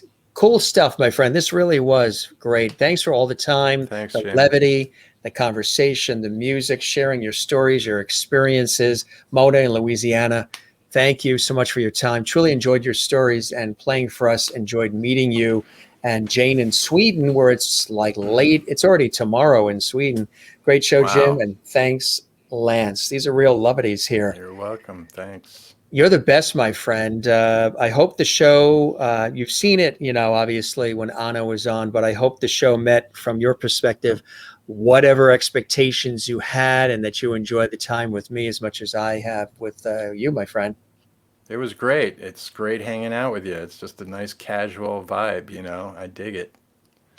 So Thank it's you, been my fun. friend. I appreciate that very much. Somebody else that was with us tonight just wants to say goodnight and continued success to Mr. George Burns, was in the house tonight. Ah, Mr. Burns. Say goodnight, Gracie. Good night, Gracie. Good night, Gracie. All right, my friend. As I say to all the guests who appear on the show, because we just let it roll freestyle, go stretch those legs. Yes. Stretch the legs, grab a snack. You did good. Thanks, Be well, man. my friend. Appreciate Let's stay connected, and we will chat again soon. And you're welcome back, both of you, at any time. All right. All right, Jim. Thanks a lot. Have a good night, Lance. You take care. Take care. Bye-bye. Thanks all. Bye-bye. Bye now. Lance McVICKAR, incredible guitarist, musician, songwriter, videographer, audio engineer, jack of all trades, to say the least. Very, very talented. And this was actually one of the first interviews he's ever done like this. And I think that's really cool that he chose to come on with me. Again, we know each other personally, and Anna. We've worked on productions together, concert events and things of that nature. And I really am honored that he, felt comfortable to pop on here and to share and emote in the way that he did. Some really cool stories too, some backroom, behind the scenes stories about the industry, the business, the personalities, and some other things. I think it was really, really cool. Dina Torriello was on last night, the pop rock and award-winning Broadway drummer. And she said that, which I'm really honored that she shared this. She's been interviewed many, many, many times in her long career. And she said this was the best interview, best conversation she's ever had.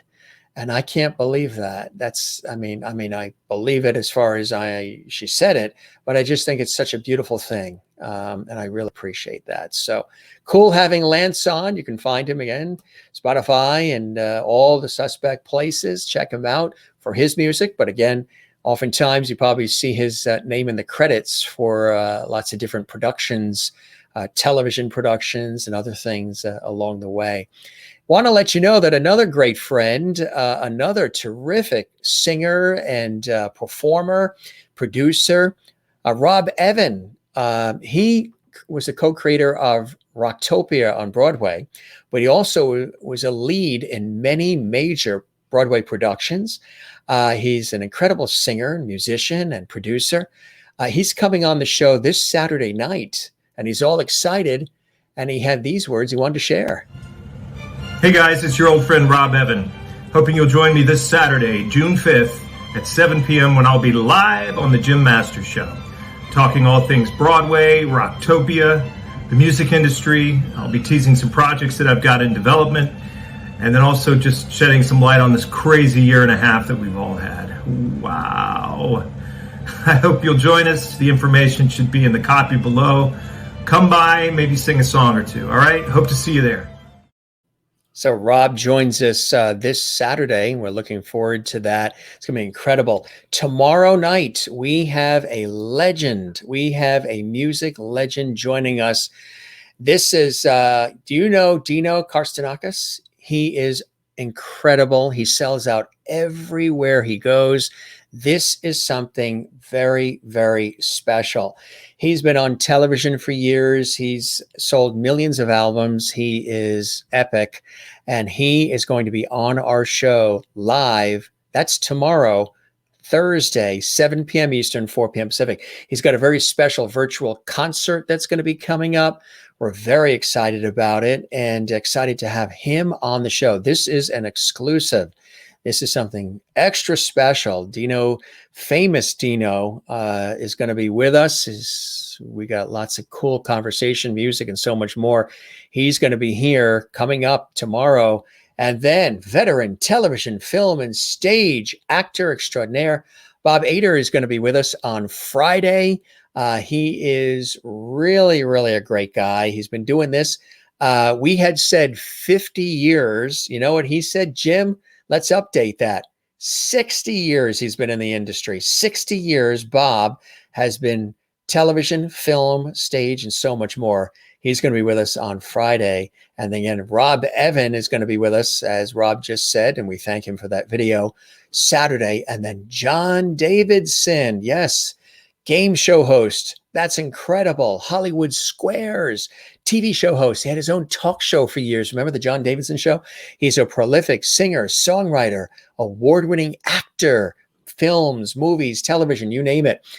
He's got a new venue up in New Hampshire called Club Sandwich. It's a music performance venue. That's really cool because it's in Sandwich, New Hampshire. The one and only John Davidson this Sunday, 7 p.m. Eastern, 4 p.m. Pacific. The Jim Masters Show live is here for you, 7 p.m. Eastern, 4 p.m. Pacific, every single day. And great show, Jim. Thank you very much, Jane. I appreciate that. Mary as well. You take care. Enjoy the rest of your evening. Kathleen, have a great night, Jim. See you tomorrow. We'll be here. Dino is here. Big night tomorrow. Big night. And again, we thank everybody who's watching our series and everybody who is supporting our series by sharing, subscribing to our YouTube channel. That is big time.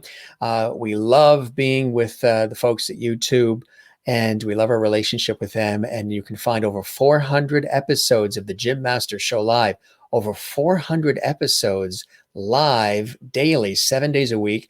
They're archived for you on our YouTube channel. If you've ever missed any of the episodes, subscribe to our YouTube channel. You know, one of my friends that I've known for a long time said, Jim, I watch, he's over in New York on Long Island. He says, Jim, I watch all the time, but subscribe. Is there a fee when you subscribe on YouTube? Is there like, no, if you just click that red button that says subscribe, there's no fee to do that.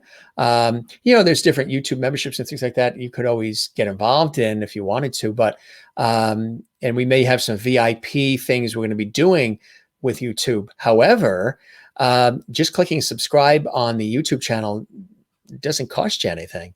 So do that, but it does help the show big time. Click the notification bell so that way we can continue to give you all this content and all this production and everything we do. Click the notification bell, and that way there we know you love the show, and that way there you'll be notified every time we have our live daily episodes, plus our pop-up shows we do as well. So we do surprise shows, pop-up shows, on location shows, themed shows like holidays and food and host chat, levity chat, and a whole host of really cool things. The show is a lot of different things to a lot of different people. Maureen says, once again, JMS Live puts a smile on my face after a stressful day. Thank you so much, Jim. My pleasure. And Max Sound Solutions, Lance says, thanks all. He's thanking all of you for all of your comments and enjoyment tonight. And good night to you in Sweden there. Jane, thank you very much. We appreciate that.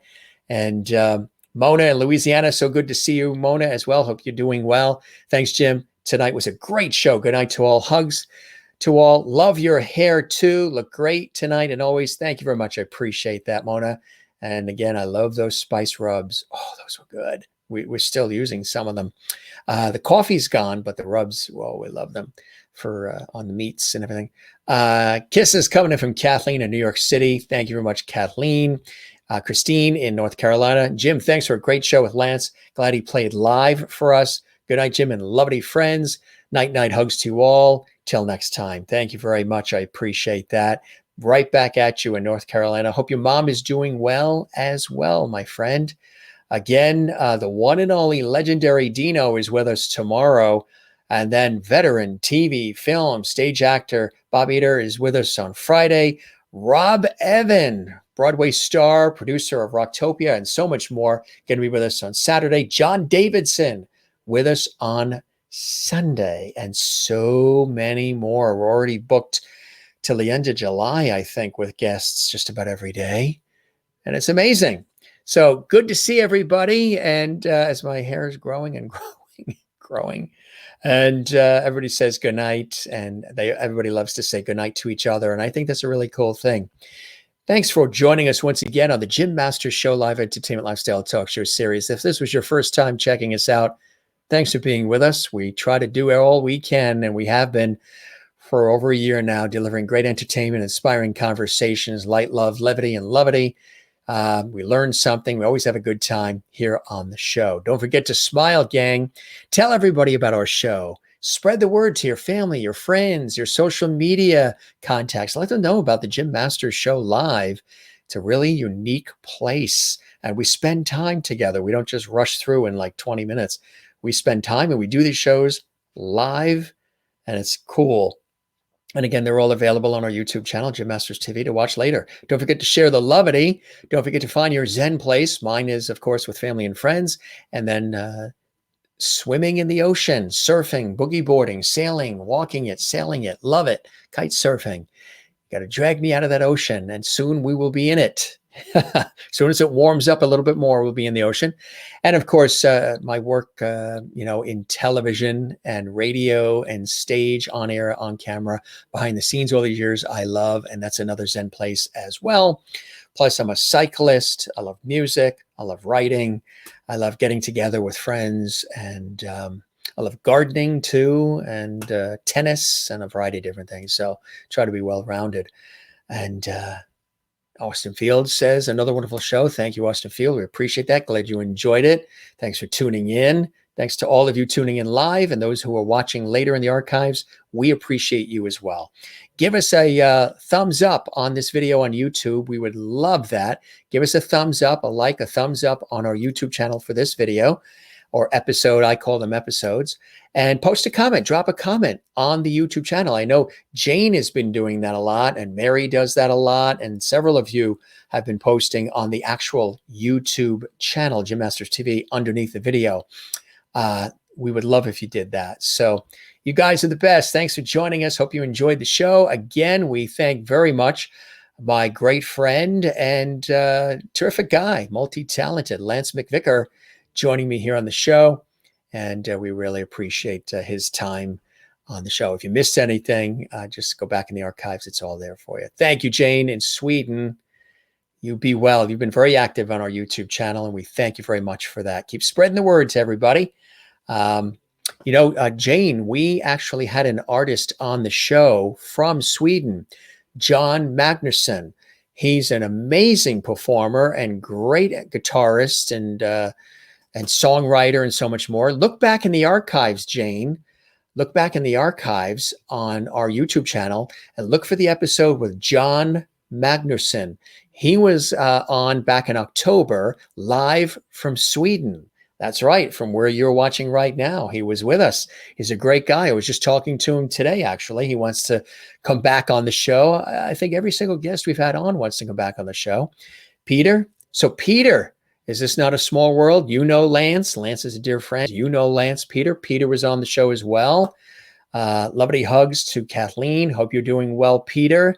And Jim, you need to have Lance's wife. Oh, Anna was on. She was on. She's a dear friend too. We've known each other for years. If you scroll back in our archives, Peter, to the conversation and guest appearance when Annabella was on our show, you will see when she was on. She was with us. And Mona is here as well. And Jane. Wow, I will do that. Yes, he was with us. John Magnusson was with us in October, live from Sweden. I thought you'd get a kick out of that. And he's a brilliant performer, guitarist, songwriter, and so much more. Yes. Yeah, Anna and I have. And hey, Peter, look who's here. Anna. I tell you, it's a small world. We're all friends. Annabella, the brilliant and beautiful Annabella, very talented. And she says, awesome show, Jim. I love it. That's the same thing that Lance said when Anna was on. So I tell you, we're all in this together. Thank you, Anna. And again, if you guys would like to see, yeah, Peter, she was on. And hi, Anna. That's right. And you can see that episode when Anna was on the show as my special guest. Right in our archives on the YouTube channel. Cool stuff. Cool stuff. And yes, check out John Magnusson. He was live from Sweden when we had him on the show, and he was terrific. Matt Steady, another artist that was with us from England, from the London area. Amir McGune, the wonderful Irish flautist, live from London. She's a dear friend. She was with us as well. You can see all these episodes and a couple of hundred more, several hundred more on our YouTube channel. Gang, we're going to sign off. Beautiful show, great music, great conversation, levity, and so much more.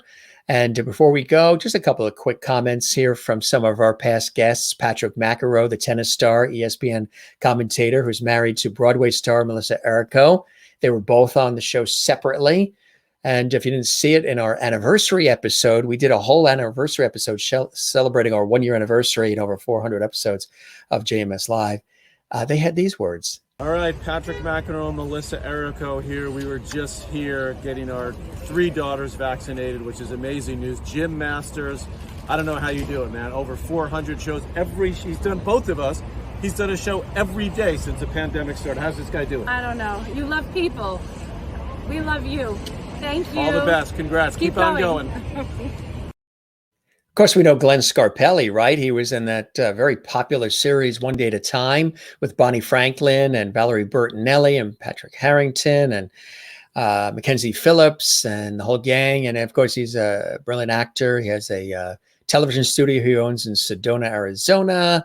He's a great friend, and he was on the show. He's going to be back soon. I hope to get out to Sedona to see him. He wants me to come out to Sedona, so I hope to do that soon. But he is a lovity. He loves this show, and we think Glenn Scarpelli is a cool guy. He had these words. Hey, Jim. I want to wish you and your show a happy anniversary. I'm so proud of you. You guys do such an amazing job. I want to just say thank you to you. Send my love to everyone at Lovity Hall and the Lovity Nation. That's what I love to call it, because you have created a nation. And, you know, I'm just so proud of what you do every day, the energy that you send out there. I know we've had many conversations about how important energy is, but that beautiful positive energy that you send with you and your guests and all your followers and listeners and watchers, it really does have a ripple effect. And that ripple effect is real, it's important, and it's purposeful.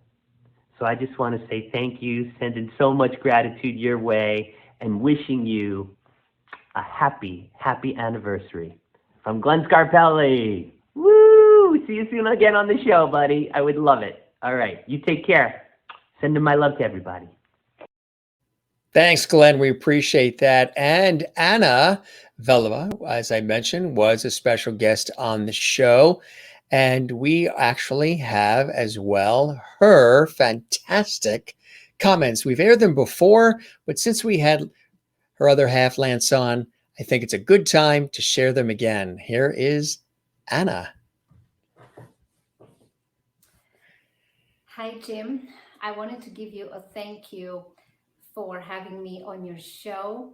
It's such a great experience, and your show is so unique because it features accomplished professionals and shows the story not just of their lives on the stage, but also behind the scene.